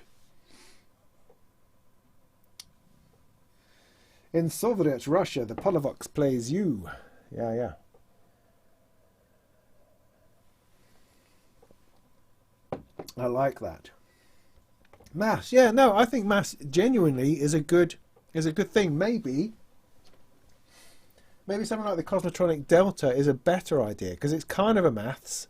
It's in a much smaller form factor, obviously, but it gives you the looping envelopes, the rise and fall envelopes. Yeah, that's what it does. But it gives you that ability, so it's kind of an LFO and it's an envelope, is what I mean. So you can use it as an envelope, use it as two envelopes, or you can use it as an LFO. It's got great modulation potential, and that's definitely what I use the maths for. And certainly when I was starting out and I had the maths in there, I would basically be modulating the rise or the fall to get that to speed up and slow down, and gives you that kind of, you know, bleep, bleep, bleep, bleep, bleep, bleep, bleep, bleep, bleep, bleep, bleep kind of thing, which was just fun. So that's a fun thing to have. I mean, if you consider that along with this idea of putting this thing together and loaning it out and about the place, that I would make videos about it and show you how to patch it and plug it in and that kind of thing. You know, there's a whole series of stuff. Yeah, I think that's got legs. I mean, what I should probably do is pair up with a shop, something like Mattech Modular or Cymru Beats, or somebody who would be interested in supplying the modules for it, and then, you know, if somebody likes it, once they've tried it out, they could just buy the whole shebang. Or maybe I should be buying in modules and reselling them. Oh, it's going to start getting expensive and troublesome for me. But that's another thought, another possibility.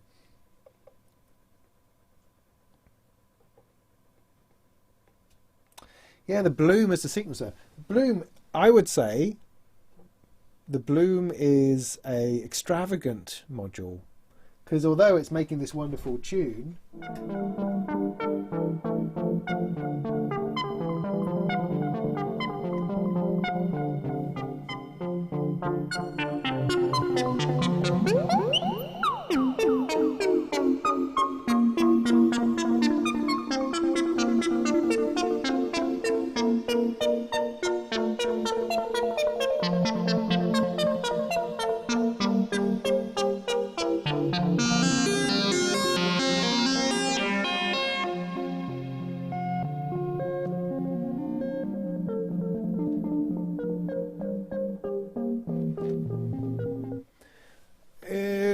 again, it's a bit kind of, you're letting it happen, which is good, but I think perhaps you need to sequence more deliberately before you get to that point. Don't know. Turing machine, that's the other thing, because a Turing machine can be a sequencer. It can also be more than that. It can be a modulator. See, that's an interesting thing to have in there. Certainly, I mean, some degree of randomization I think is very important. Dofa has a slim 4HP 4x LFO. Interesting. No CV control. Yeah, but, you know, often with LFO you just want to fire and forget. You want to set it running. Do you need to control that LFO? LFO, the LFO? Do you? Maybe. Could you do that somewhere else? Maybe.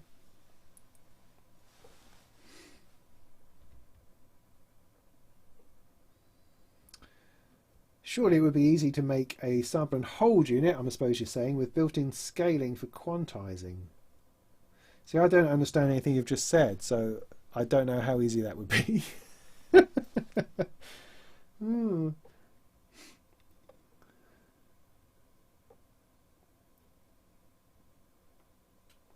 Yeah, I mean, Erica Synths have put together this Pico system, yeah, which is all right, but I don't want to do a single brand thing. I want a spread of different things. I think some of the joy of modular is the fact that it's different things from different places that have no business working together, but do. I like that. I like the grooviness and the coolness of that, and that's not like buying a one solution which does it. That doesn't feel like the modular way, if you see what I mean. If you're introducing somebody into the idea of the broad expanse that modular is, I think that focuses too much. I mean, again, it's a good, I'm not suggesting it's not a good starter system. It is. It's a great starter system, but I'm looking for something specific here. I'm looking for a bunch of modules in order to send out on loan to different people to give them a flavour of the modular world and experience. That's the plan, and then get it stolen.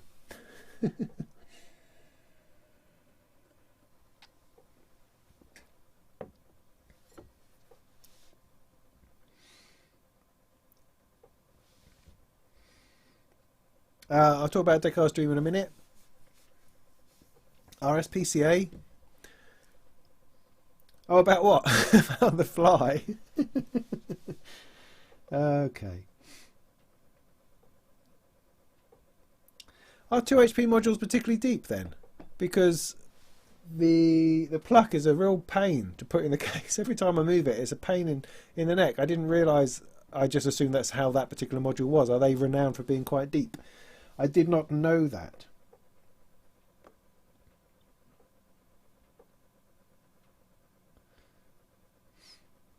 Yeah, the pluck's good. It's great. It's slightly annoying at higher end if a sequence is going to it or random something is going to it which pushes it a little bit too high. It kind of squeaks at you a little bit. That's the only thing I don't like about the 2HP, is that occasionally it can give you this sort of bum note at the high end, which is like, whoa! I think I'm just having a lovely time, and I'm now, transcendentaling somewhere. Oh, crikey, that was a shame.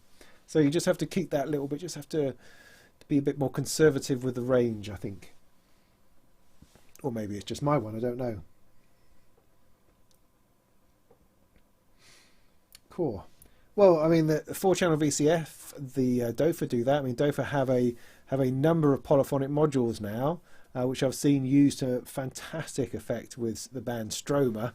Watching them live at the Synth Reactor in March earlier in the year.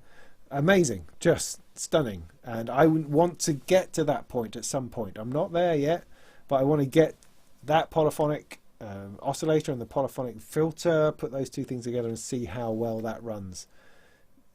I mean, that was just awesome, just completely amazing. So yeah, I don't know, but that's no good for a starter thing. QPass, wow, maybe.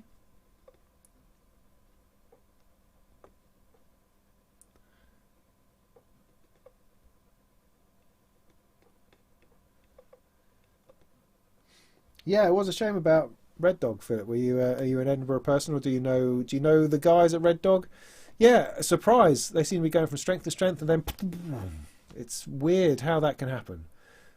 I mean, particularly because the inside of music stores are so full of expense. I mean, the guitars hanging on the walls and the synth and stuff that's out to play with.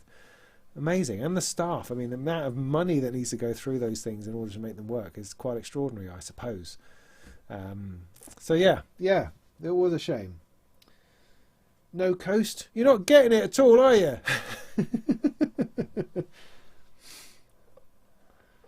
Sample and hold with noise. I mean, my understanding of sample and hold is that it has its noise thing, yeah? It comes as a unit, so you're turning on it's kicking at it without having to have a noise source to sample. Or is that not right? I don't know.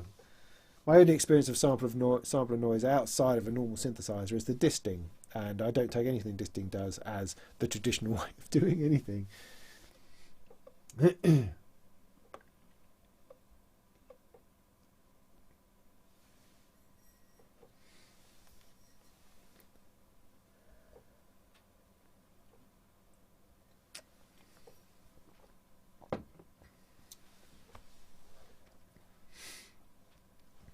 Start with a random melody and then vary it. Yeah. Start with a non-random melody and then randomize it. Okay. Yeah, narrow modules tend to be deep. I guess that makes some kind of sense. Yeah, I agree. The Jove would be excellent. See, I mean, I guess the thing is that I do have to take cost into consideration. I mean, if I'm going to send this thing out to people, it has to be something which I'm prepared to lose, doesn't it? Because, I mean, in my mind, the only way this thing works is if it's for a nominal cost.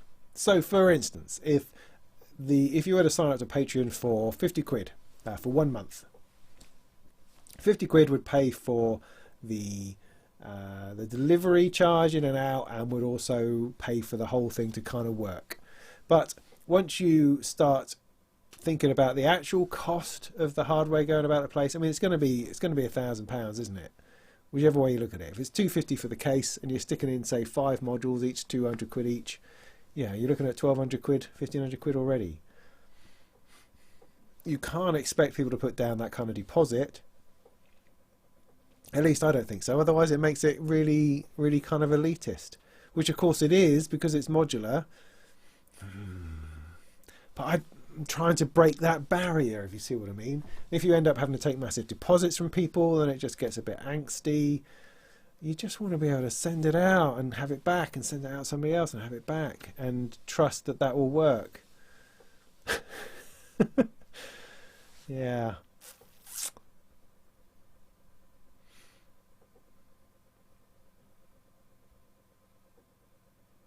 Nuts. Maybe there's a module. I mean, I have, like I say, I've got this here. See, for instance, this. Oh, that's attached to something. Is it? I've got modules up here that I'm not currently using, and that's a shame. For instance, I've got a black VCO here with the expander. I mean, phenomenal. What a great thing. In fact, I've been thinking a lot about putting the VCO back in. You know, this should be being used by somebody. It's criminal that, I mean, I don't have the space at the moment to have it plugged in, or the money to invest in a new case, or the time to make all that happen, if you see what I mean. And whereas these should be out there. But then how do you make that work without it, people just ripping you off? Don't know. But it feels like that should happen, because this is a relaxed and groovy industry, yeah, with relaxed and groovy people. Although, well, I don't know if you've noticed, I don't know if you knock around on Facebook or anything like that, but I've recently, in the last couple of months, sort of opened up my Facebook account to non-friends, and I now have something like 1,500 friends on Facebook, which doesn't make any sense. Doesn't make any sense at all. And do I have any clue as to whether these are honourable people, the sort of people I would lend stuff to? I have no clue. No clue who these people are. I would say that at least half of them, asked me to like some page or other about their music. I mean, maybe that's another angle I should be doing. Maybe I should be reviewing people's music on my channel and talking about it and sending out links and stuff. I don't know, but I don't have the time, really, to be honest. So if you are befriending me on Facebook, which is fine, I'll accept any old person, until you start talking to me on Messenger about stuff other than synths. I've had a few weird conversations, people going, "Hi, how you doing?" It's like, no. unfriend. But but you know, if we're just sort of people interested in gear and stuff, that's cool. That's cool. I'm into that. That's fine. And maybe it's a new pool of marketing that I can push my stuff at. You know, whatever. That's fine. What was I saying? But do I know who half these people are? No, no idea. So what? I don't know. So the idea, I think, is to push this through Patreon, where people who are supporting me financially will get this kind of reward of being able to borrow this stuff. You know, maybe I'm going to start a modular library. I mean, maybe it's as simple as that. You have to, but then you're going to have to do the Patreon thing for £1 a month for 3 years before I'll be prepared to send you something. So that doesn't seem to work either. Cool. It's a good idea, though. Is it? Do people really want to borrow stuff? Oh, I don't know. You know, I mean, most of the time, stuff comes out of my head, right? And I just have to run with it because I don't have anyone to ask. I just have to go with it and hope that it's a good idea. LF Opium Tube, good to have you on board, mate. Where are we anyway? It's 9:30. Okay, so I've already missed War of the Worlds, which is a shame. I mean, that was great. The last few episodes have been great. I don't know if you've been watching it. Fantastic. I learnt today that it's only a 3-parter, which means the last part is on now, which is like, oh no, they could have turned it into a massive series. It could have been an ongoing thing. It doesn't have to be Martians land, oh, everything's disaster, oh, they die off because of the flu. Doesn't have to follow that arc. It could have gone anywhere, and it looks like it's going in all sorts of interesting places. I mean, I love the split between the old stuff and the news and the future stuff that's going on, the Red Planet stuff. Brilliant. Liking it a great deal. And more importantly, they blew them up. They shot a couple down. Did you see that? It's like I've waited and waited so long to see a realization, a visualization of War of the Worlds where we actually shoot one of them down. No shields. No shields. Shields are a plague upon science fiction. They ruin science fiction as far as I'm concerned. It should not be allowed. Flipping shields. So it's got right on my nose all of the versions of War of the Worlds where, oh, we can't kill them because of their shields. Shields. No, we can't kill them because of their overwhelming presence and determination and violence. That's why we can't overcome them. We can knock a couple of them out if we concentrate fire on something. We blow one of the legs off. Yeah, we knocked one down, and then they come back with a heat ray and we're all melted into nothing. That's what War of the Worlds is about. It's not this, oh, we can't touch them, nothing gets through their shields, we have to wait until the shields come down. Drives me nuts, that does. So anyway, in episode 2, we knocked a couple of them over. Fantastic. With old Thunderchild firing from the sea. Brilliant. That's what we need. But it was evident that that was an unusual occurrence and that we're really not making much of an impression at all. But it's good to fact that was... Anyway, that's the thing. So apparently it's the last episode tonight, so I have to watch that after I've finished here. So what was I saying? A date for 1472 VCDLFO. They have the catchiest names, don't they, Dopefer? They really do. They go out there with the creativity on that. So it's a voltage-controlled dual LFO I'm going to take from that. Because that, yeah, cool. I don't know. I mean, there's been, the Phil Lynott role, there's been a couple of mentions of, is this all about my sins already? I don't know if he's going to sing. So I haven't seen him yet. Oh. Anyway, I mean, him and David Essex, man, running through a field from War of the World machines. That would be awesome. I'd pay to see that. Thanks, Arthur. The support is really appreciated. Really appreciated, I have to say. Because, and sadly, from the size of my YouTube channel and the size of my Patreon thing, it's nowhere close to me enabling me to do this full time. But it enables me to do a lot. It enables me to keep this flowing, and it gives me a responsibility. It gives me an obligation to keep this going, which is good because left to my own devices, I'll just eat pizza and watch the telly. So having people in Patreon, giving me that support is important. It keeps it going, keeps me interested, keeps me alive, and helps. Financial help is always helpful, absolutely always helpful, because any of my other stuff, my other freelance stuff, could disappear at any moment. And so, having something which is solid and in there is fantastic, fantastically useful.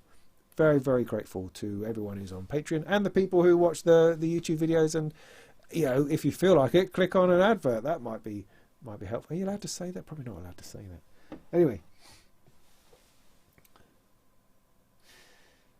Yeah, but it's not. Mikhail, I understand where you're coming from, man, about the no coast. I had a no coast for a long time. I enjoyed it mostly, but it's not 7 modules. It's a confused collection of things that boggle your mind and ultimately make you want to sell it, was my experience of it, because it wasn't teaching me anything. I wasn't learning what these contour things were about. I couldn't get my head around it. It wasn't intuitive enough to know. I mean, I couldn't even work out what the output was doing half the time. You know, I would sometimes stumble upon an interesting sound out of it and go, oh, wow, that's really cool. But then I could never find that one again. It would end up just being, you know, I would frown when I use it. I don't want to frown when I use it. I want the creases to be laughter lines, creases of joy. And the no coast, although it's an interesting, fascinating synthesizer, is not going to teach you about modular. It's not. No semi-modular will. It will give you a flavour and a taste, but the no coast less than most, I would say, because there's no logical structure to it. You can follow through patch diagrams in the manual, and that's helpful, I found, but I couldn't replicate it because I couldn't grasp what these things were really about. They didn't seem to make any sense, and they didn't reflect what I was seeing in modular either, because it's too West Coasty, really. I think it's like I couldn't get the envelope to work. Couldn't fathom out what the contour thing was about. What? Yeah, it drive me nuts. So yes, the no coast, brilliant little synth, and I would play with it as a synth by itself. If that was your aim, do that. As a stepping point to something else, I would say no. I don't think it is a good stepping point. I don't think it is. But you can. That's all right. You're allowed to. That's fine. That's fine. That's fine. Yeah, cryptic. Good word for it.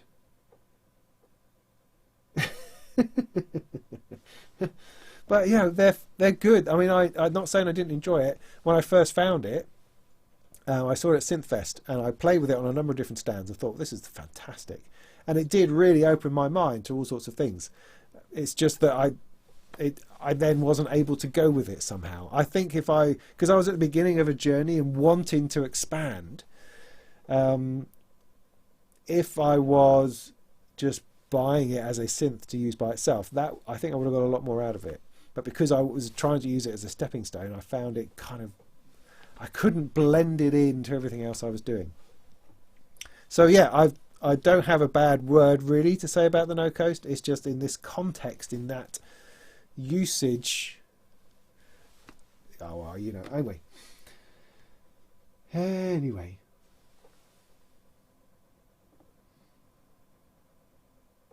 The Gene Barry film, talking about the 60s film, talking about the War of the Worlds, all in glass cloches.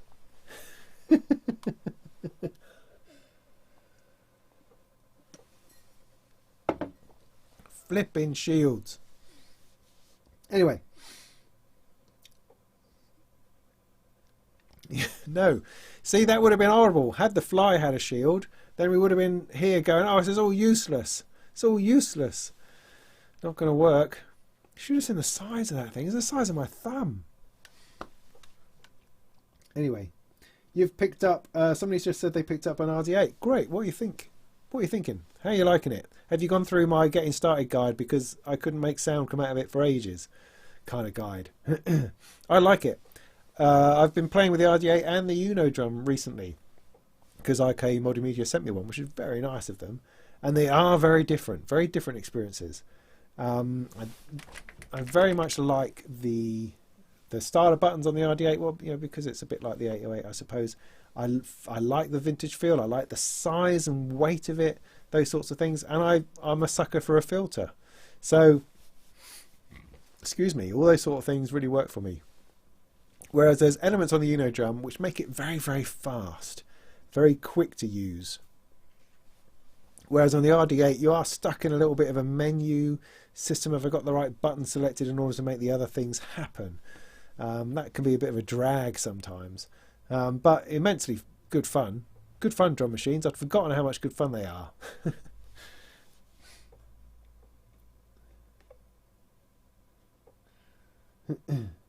Oh, Catch a Crab suggesting that I pack it in. Thanks for that, mate. Get on with it. Was it heavy? What was heavy? The RD8. Yeah. No, it is heavy. It's very heavy. They've got very big bits of rock, I think, stuck in the back of that.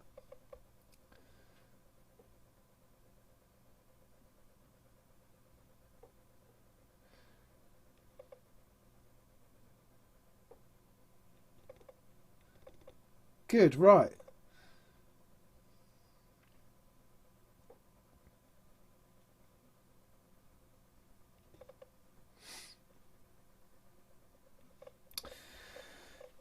Nice. Well, all right. So, was there something else to talk about? Well, okay. I mean, we can talk about polyphony if you like.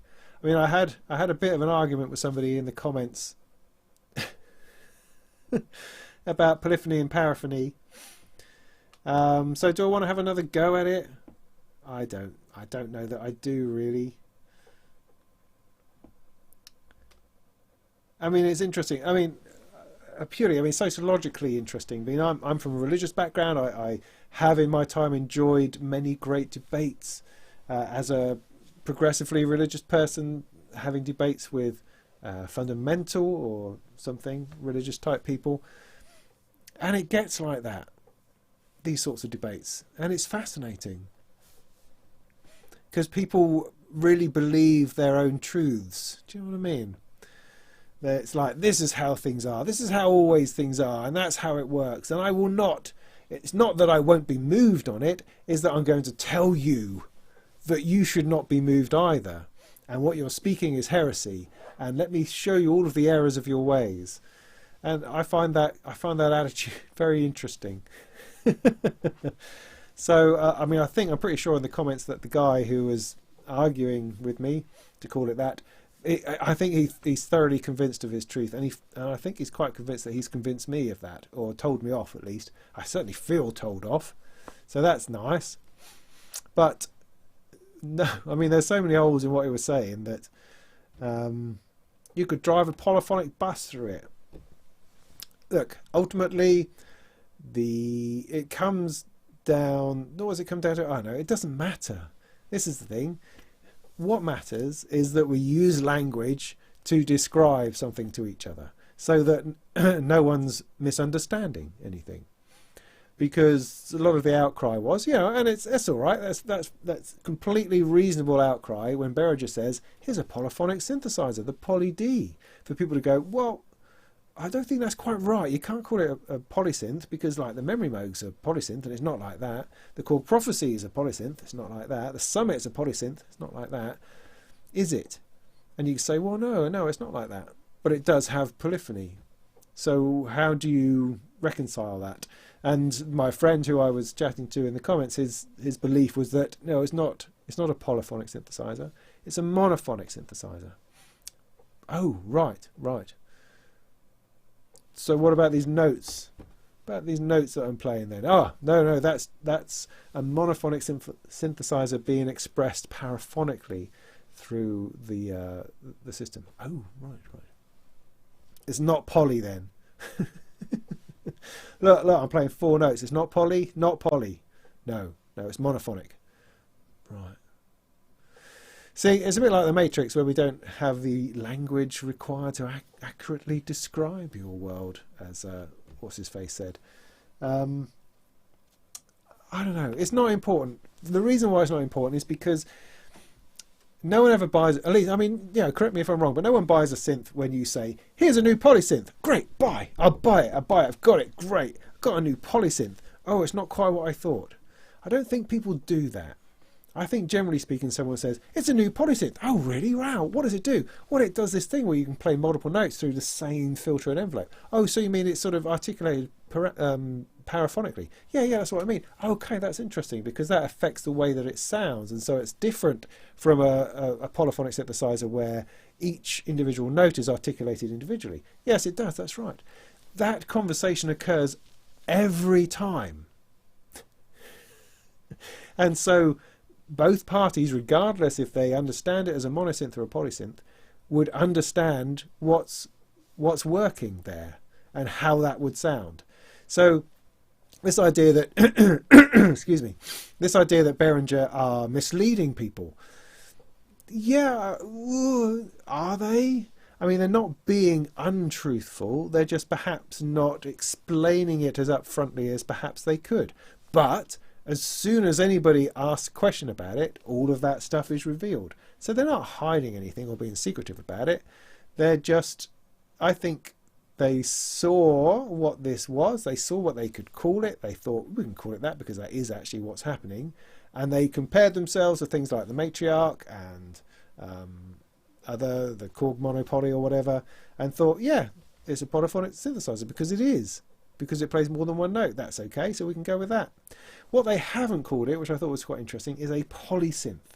Because I think the word polysynth itself, although obviously interchangeable with polyphonic synthesizer, I suppose, or is it, does tend to indicate a certain something. Like, so the Summit is a polysynth, the Memory Moog is a polysynth, the Moog 1 is a polysynth. Is the Poly D a polysynth? Not in the same terms, no, and so that's why I think they haven't quite used that term. It's a polyphonic synthesizer, yes, with paraphonic articulation, yes.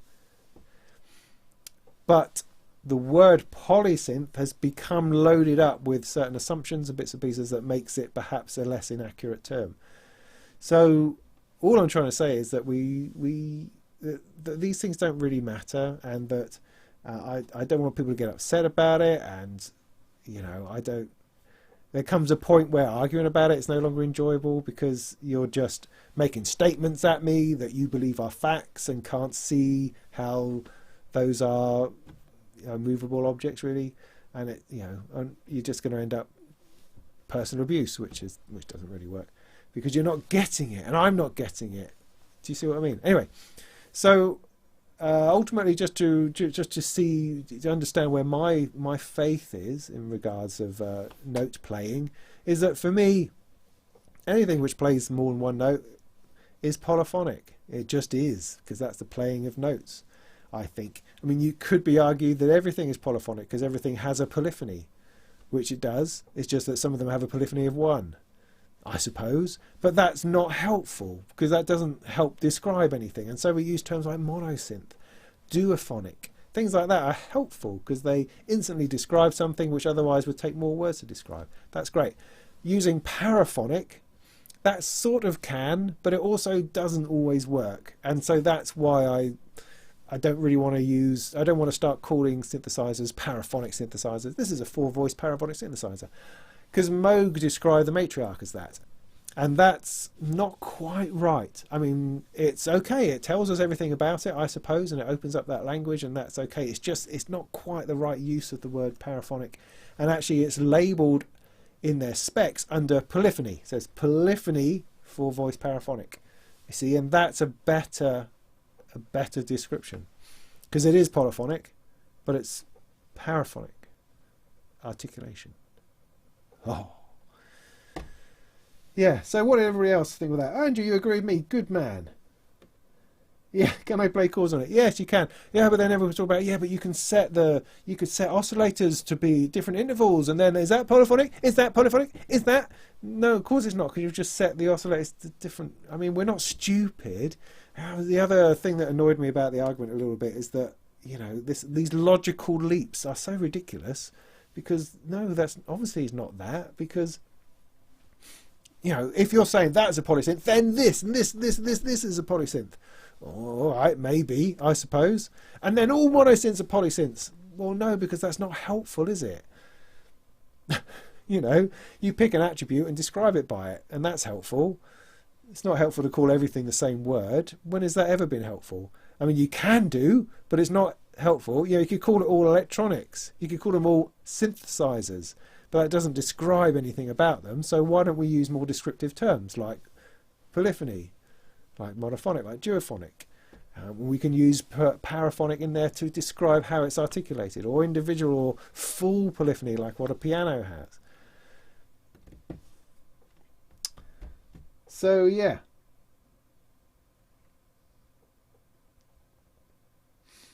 So is that helpful? I mean, does it matter? No, I mean, I'm not I don't have a fervour about it. If you want to describe a synthesizer as 4-voice paraphonic, knock your socks off, because I know exactly what you mean. And if I don't know what you mean, I'll ask you questions, and then you'll be able to explain it further. So if you want to call a 4-voice Poly D a monosynth, that's fine, provided that you also tell me that it has 4 voices that can be paraphonically articulated. Because if you don't tell me that, I'm going to assume it only plays one note at a time, and it doesn't. So that's withholding information and making it more difficult for me to understand the synthesizer. So the important thing is that we give each other the right information, yeah? That's what that's about. Do I get to drink whiskey yet? Belief is only... Okay, all right, okay. So belief is only belief, it's not a fact. Believers know that. No, they don't. Oh, no, you obviously... I mean, Stephen, God bless you. You're obviously not spent any time on religious forums, because, no, belief and fact are one and the same. Once a belief has become a belief, it then becomes a fact for that believer. For someone to believe that their belief is only a belief would require a certain amount of progressive thought process, which is far more than many fundamental religious people would ever allow, because that's like crazy talk. And that becomes the same with anything I've discovered, you know, in any kind of thing which causes a passionate argument about beliefs which turn into facts, like what a monosynth is, you know. I mean, the guy was even going back to the ancient Greek, for heaven's sake. I mean, it was that religious. It was fantastic. So, yeah, sorry, what did I jump off on that? Oh, here we go. We're talking about Descartes now. Okay, interesting. Yeah, well, indeed.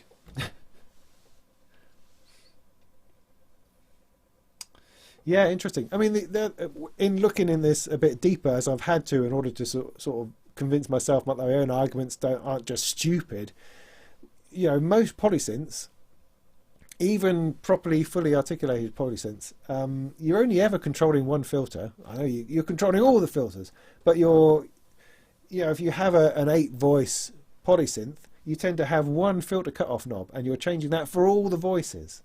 You know, so that's actually quite limited in terms of polyphony and polyphonic expression, because the envelope is the same for all the notes, whereas you should be able to set it individually for each oscillator, shouldn't you?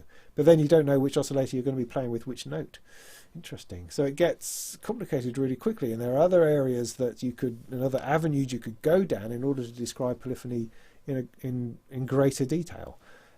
And in fact, most polysynths have very limited polyphony and limited articulation to what it actually could be when you're talking about organs, you're talking about pianos, you're talking about instruments that have true or full or ideal polyphony. Oh, okay. Let's just go for something else. Michelle asks, have you ever had experience with the UA Apollo Twin Thunderbolt? No. Would it be safe to use it reliably? No, I've no idea. Thunderbolt on a PC is a bit of a mess, generally speaking. Some things can work.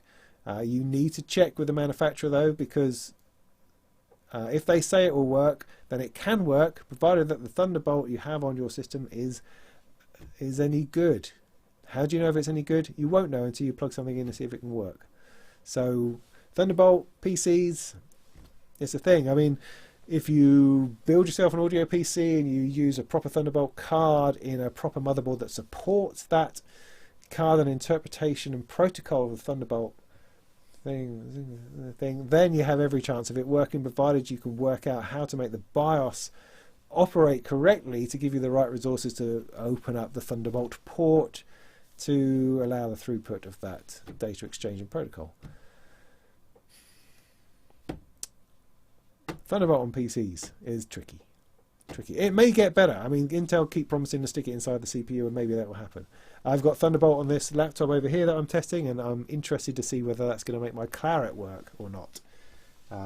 But with any Thunderbolt interface on a PC, you just have to suck it and see. You just have to try it out.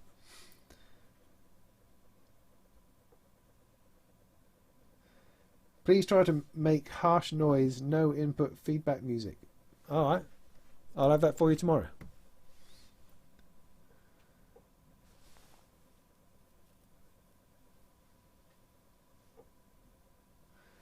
Oh, Cisco, is this complicated? So when you used sample and holds for 4 VCOs for 4 separate keyboard notes at the same time, does it mean I invented polysynth in the 70s? Yeah, absolutely you did.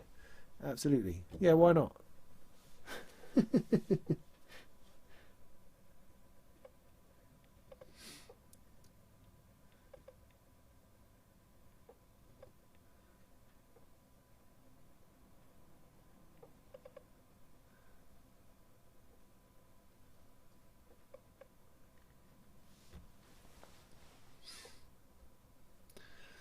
When did we get to talk about opera? USB 4? What? Okay. So is the only real polyphonic synth the Oberheim 8 voice? Don't know. I don't know that well enough to answer that question. And real, what do you mean by real, man?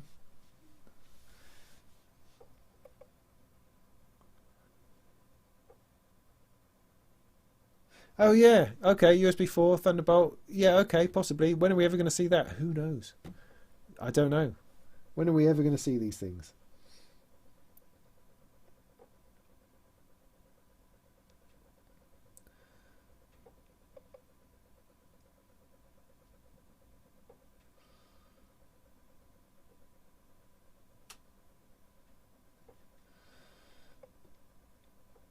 Who was good at sequencing? You're talking about Dakar. Okay, so it's 10 o'clock. Nobody, has, to my knowledge, has said the trigger word. So I think I better have a quick whiskey in order to round the evening off. Because I brought it with me just in case it got outrageous. If you know what I mean. Yeah, absolutely. Analog, fully articulated. Polyphony is expensive, very much. Yeah. That's why we like to do it in a more contained situation, I think. And we don't have the fingers. I mean, who has fingers or the wherewithal to set individual envelopes and filters for individual oscillators? I mean, that's kind of nuts, I think. So I'm really at the end of this. So it's probably good that people didn't. I can't put the lid back in. I can no longer feel my face.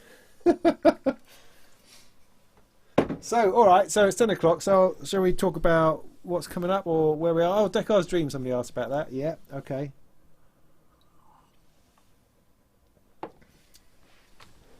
Well, as with everything, it's finding the time.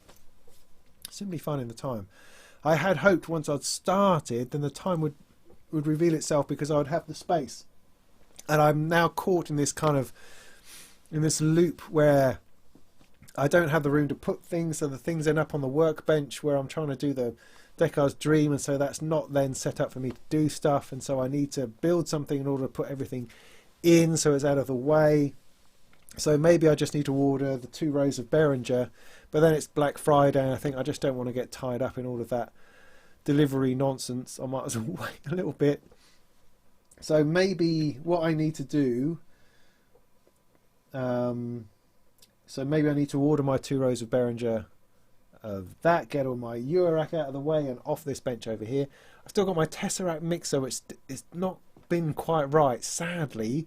My Tesseract Eurorack mixer, which is awesome, an awesome idea. It's actually caused me some trouble in that first of all the main module wasn't working properly, and then I've had a problem with some high pitched interference of trying to get rid of that, and then I found that one of the sliders didn't work. Just a few kind of starting to get a little bit more than annoying problems, and that was at one point quite a vital part of my setting my rig out so I could have things plugged into it all the time, and I'd really like to get that done and finished. So I'm still working on that a little bit. It's still great stuff, still a great idea. I've just ran into some problems with it. So there's that to sort out. But I've got a lot of stuff over here that I just need to squirrel out of the way, and then I'll have my workbench free. So at the moment, excuse me, I've only still done that first mainboard surface mount, and I'd like to have a good go at some of those resistors very soon. In fact, it's my birthday on Tuesday, and I've sort of decided to take a day off because I'm suffering at the moment because I'm working quite hard, got a lot of writing on, and the result of that is, or one of the byproducts of that is that at the end of the day, I'm tending to do more work rather than actually relaxing and enjoying with a little bit of music making. And I'm feeling that heavily, and I'm needing to balance that out somehow. So I'm thinking of taking a day off on Tuesday and possibly sleep in, but that seems like a waste. Possibly play Jedi What's It game that I'm getting for my birthday, the new Star Wars game on the Xbox. Possibly play that all day, or I might sit down and solder. I might just solder the Cre8audio Dream and see if I can finish that main board, because that would be amazing. Because I have to keep reminding myself that it's a flipping synthesizer, a huge massive synthesizer that I'm building, and at the end of the day I'm going to have a proper polyphonic synthesizer, you know, the whole deal, the real thing. I mustn't lose sight of that at all. So maybe I should do that. So maybe what I should do right now, once I've finished, is order those Behringer rows so that I can put all my stuff away. I'm going to have to think about how I'm going to lay this out, because this has been nice. These 3 rows. I mean, what I love about these 3 rows, right? It gives the impression that I have a humble Eurorack setup, that I have a reasonable one, that it's not out of control. But what you don't see is all the modules that are up here, and all the modules that are sitting over there, and the ones over there, and the ones I've hidden over there. And so once I expand on that, and then we're talking about 5 rows of 104 HP, that's looking insane, I would say.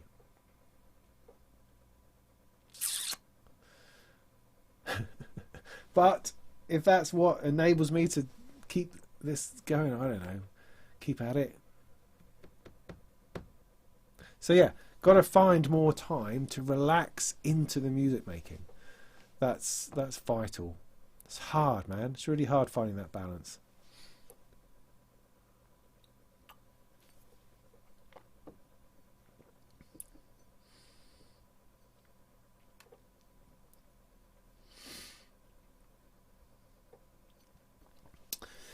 Yeah, Osmos. Interesting. Isn't that an interesting thing? Yeah, I like what they've done with that.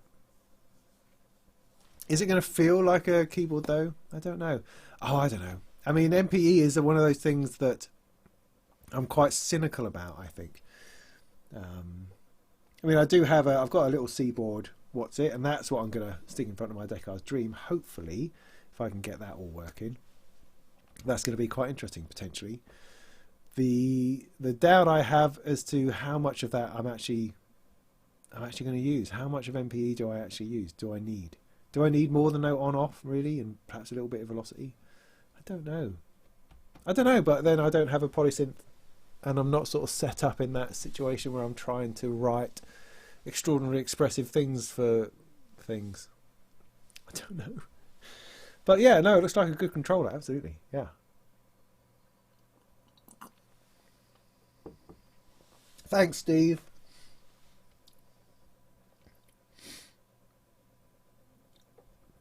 Yeah, it does have MIDI. See, I understand that MIDI does exist. I just choose not to use it for everything. It's not the centre of my world, man. I'm kind of MIDI agnostic. Use it, don't use it. I don't mind. I'm not saying that it's not useful. I'm not saying that it's not awesome for connecting things together. I did a massive video that nobody appreciates, right? I had this great idea. This is a fantastic idea. I'm going to get 6 synthesizers, little tiny synthesizers, out on a table, connect them all together and play them together. I thought it was an absolute work of genius, and it's one of my worst performing videos ever. Did this 6-voice drone. Thought that was brilliant, and then I did an ARP thing. I mean, I even bought an arcade thing. Are they called? What are they called? Oh, I can't remember. Anyway, this amazing MIDI through box. So I stick MIDI in here, and then MIDI comes out of everything else. Fantastic! What a great idea. And no one's at least bit interested, and that's a shame. Maybe I should just do more on it. I don't know. Maybe it's all down to the thumbnails weren't very good. Maybe the thumbnails were too confusing. Yeah, that's all down to the thumbnails, I think. That's what I believe. Purple, you loved that video. Oh, God bless you. Thank you for that. Good. I mean, I put a lot of work into it. It was a bit of a head scratcher because it's MIDI again, so of course you're scratching your head as to working out how on earth any of this works. But yeah, I enjoyed making it. I felt like I was doing something. It was one of those things I came back from the Tone and Synth Reactor feeling I need to be more ambitious. I need to think about, you know, just getting out there and doing stuff, because I overthink things and then end up not doing them. And so I thought, yeah, I'm just going to set them out on the table. I'm going to plug them in. I'm going to order a whole bunch of MIDI cables so that I can do this. I'll order nice ones, you know, braided MIDI cables, cool stuff like that. Get all that done. That's what I did. And it's just had quite a disappointing response in the number of views that it got. I thought this was going to be a breakthrough, me into doing interesting synthesizer videos. But I don't know. I I still don't really have a plan. I'm just going video to video, really. So, but just to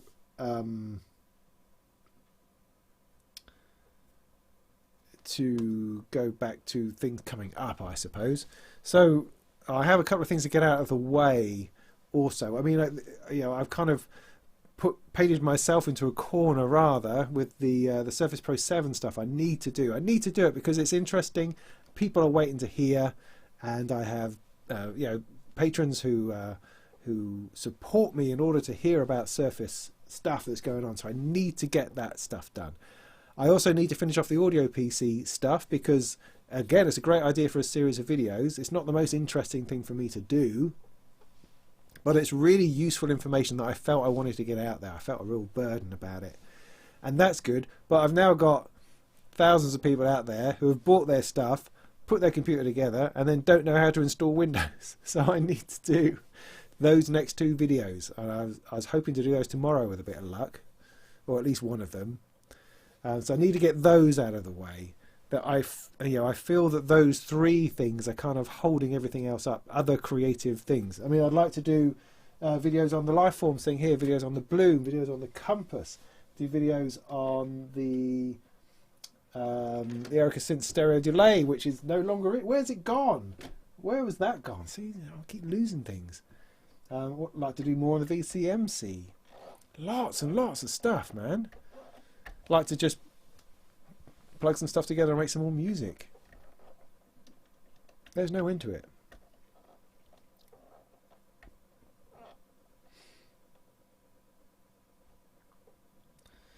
Top 5 Eurorack life hacks. I don't know. I've not hacked my way through any of it yet. I'm still making it up.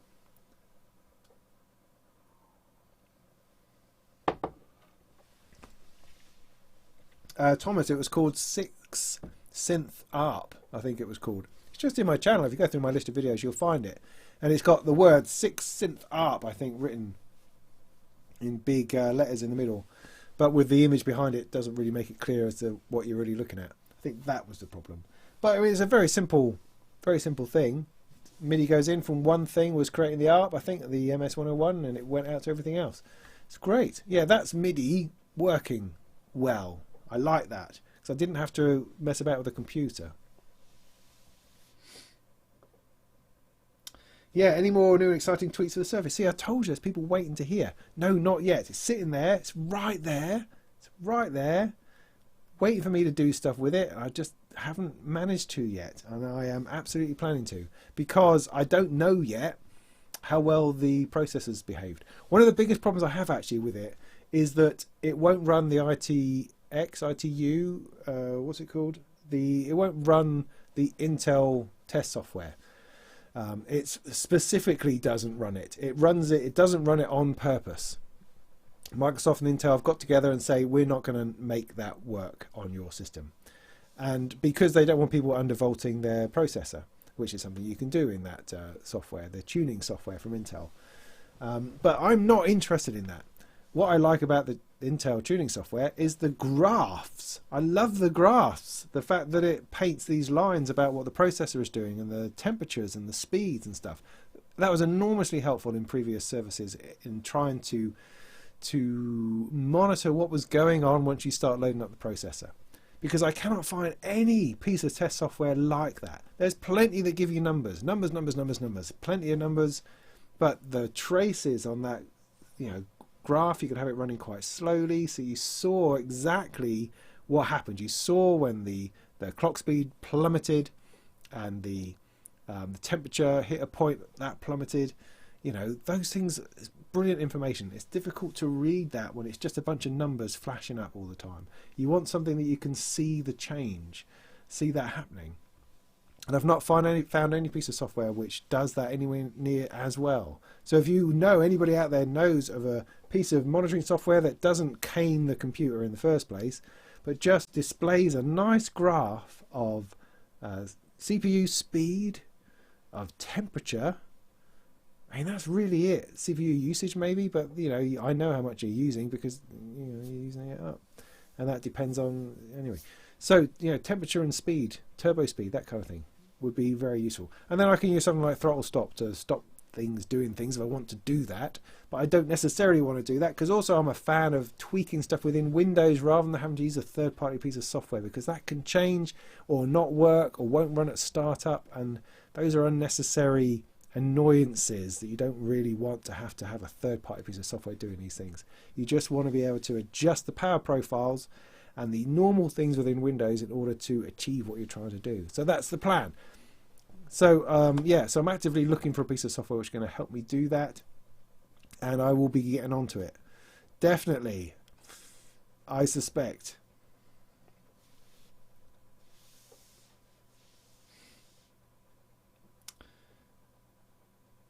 For some reason I think you're talking about Jesus and the Mary chain.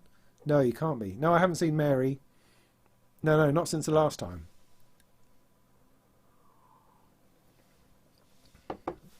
How am I enjoying the life forms? The life forms is mystical, and I have no clue. And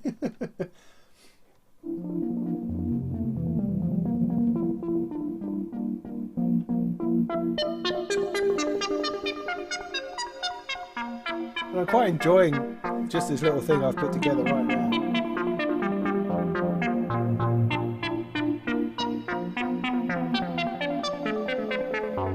But I don't know anything about it. I haven't opened the manual. I haven't looked at Loop Pop's description.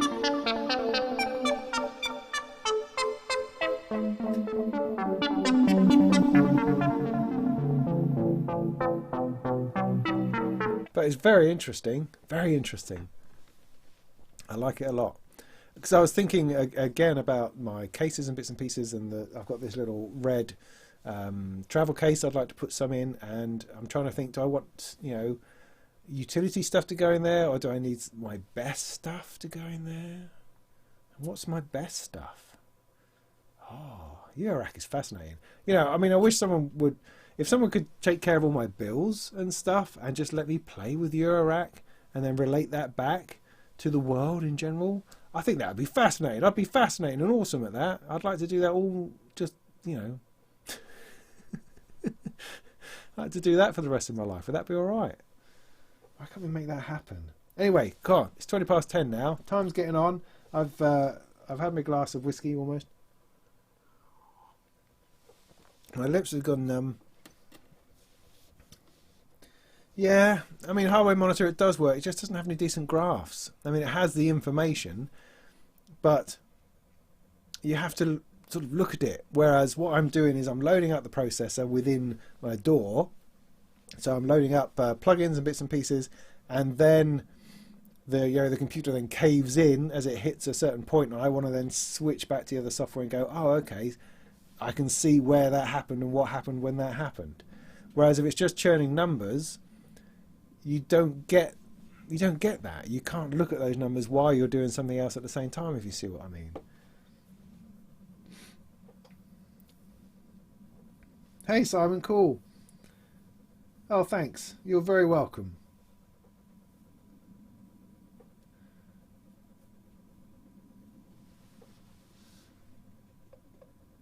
Well, you were probably awful, Jim. But there we go. Yeah, Windows does have something which does it, but it doesn't do it very well. I've used it, it's okay, but it's often lying to you. It's telling you that things that it's not actually doing. So yeah, the Windows stuff is okay. I mean, ultimately I might have to use that. It's just that the Intel thing was just so much better, you know. And you know, looking in the Windows one, comparing that to say CPU Z or something else which is monitoring or throttle stop, they give you different figures. So I'm not always convinced by the Windows one.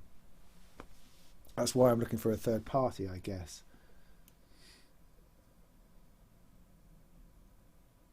And yeah, it doesn't monitor temperature.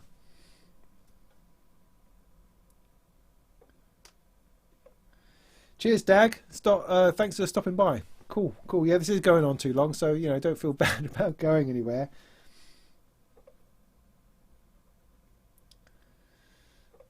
What? Oh yes.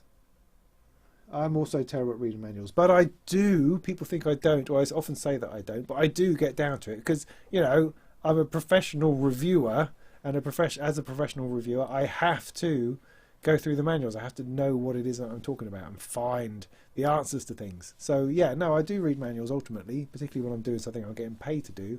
But often the stuff I'm doing on videos, I'm not really getting paid to do it. So I have less. You know, I just want to intuit my way through.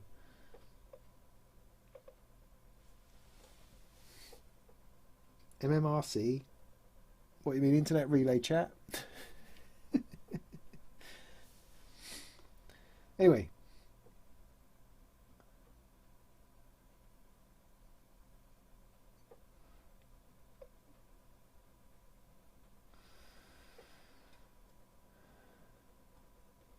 Cheers, Ian. No worries. I'm going to go now myself, I think.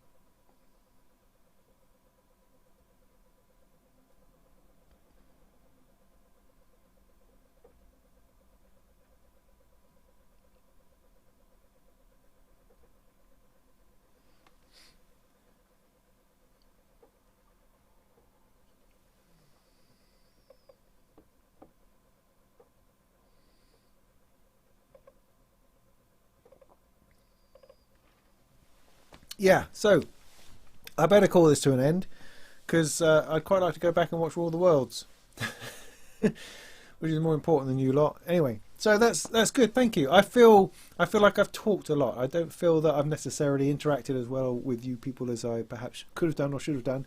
I haven't demoed anything or had anything really planned to say. But hell, I mean, we've filled the time. I don't know how we do that sometimes. And it's felt good to unload, man. It's felt good to talk. So like I say, I've had a busy weekend and I've not been feeling particularly great this week. And you can tell by my voice, you know, I'm not all completely there. But thank you. It's been very... No, lethargic's not the word, is it? It's been very cathartic. Thank you. Maybe it's been lethargic for you. I don't know. Who knows? Anyway, it's been very cathartic talking about it. I feel like I've got some stuff out and chatted about some things. I can't remember what now. It doesn't really matter. So tomorrow, my oldest Alfie's going to be 13. 13 years old. Wow. That's extraordinary. He suddenly developed an interest in skateboards, which is interesting. Yeah. I mean, it's better than Fortnite, I think. So that's really cool. He's a lovely bloke. He's been an absolute revelation to me. So so that's cool. So tomorrow having a bit of a birthday time with him, although he's also got his own social life, which is really annoying. Why can't he stay and have a proper birthday tea and stay and be overwhelmed and bewildered by just us? He seems to need to go and talk to other people. But hey, there we go. So, yes, so this week I'm going to be getting on with building an audio PC. I'm going to be getting on with playing a little bit of Jedi something or other on the telly. And I have nothing secret to reveal at this time.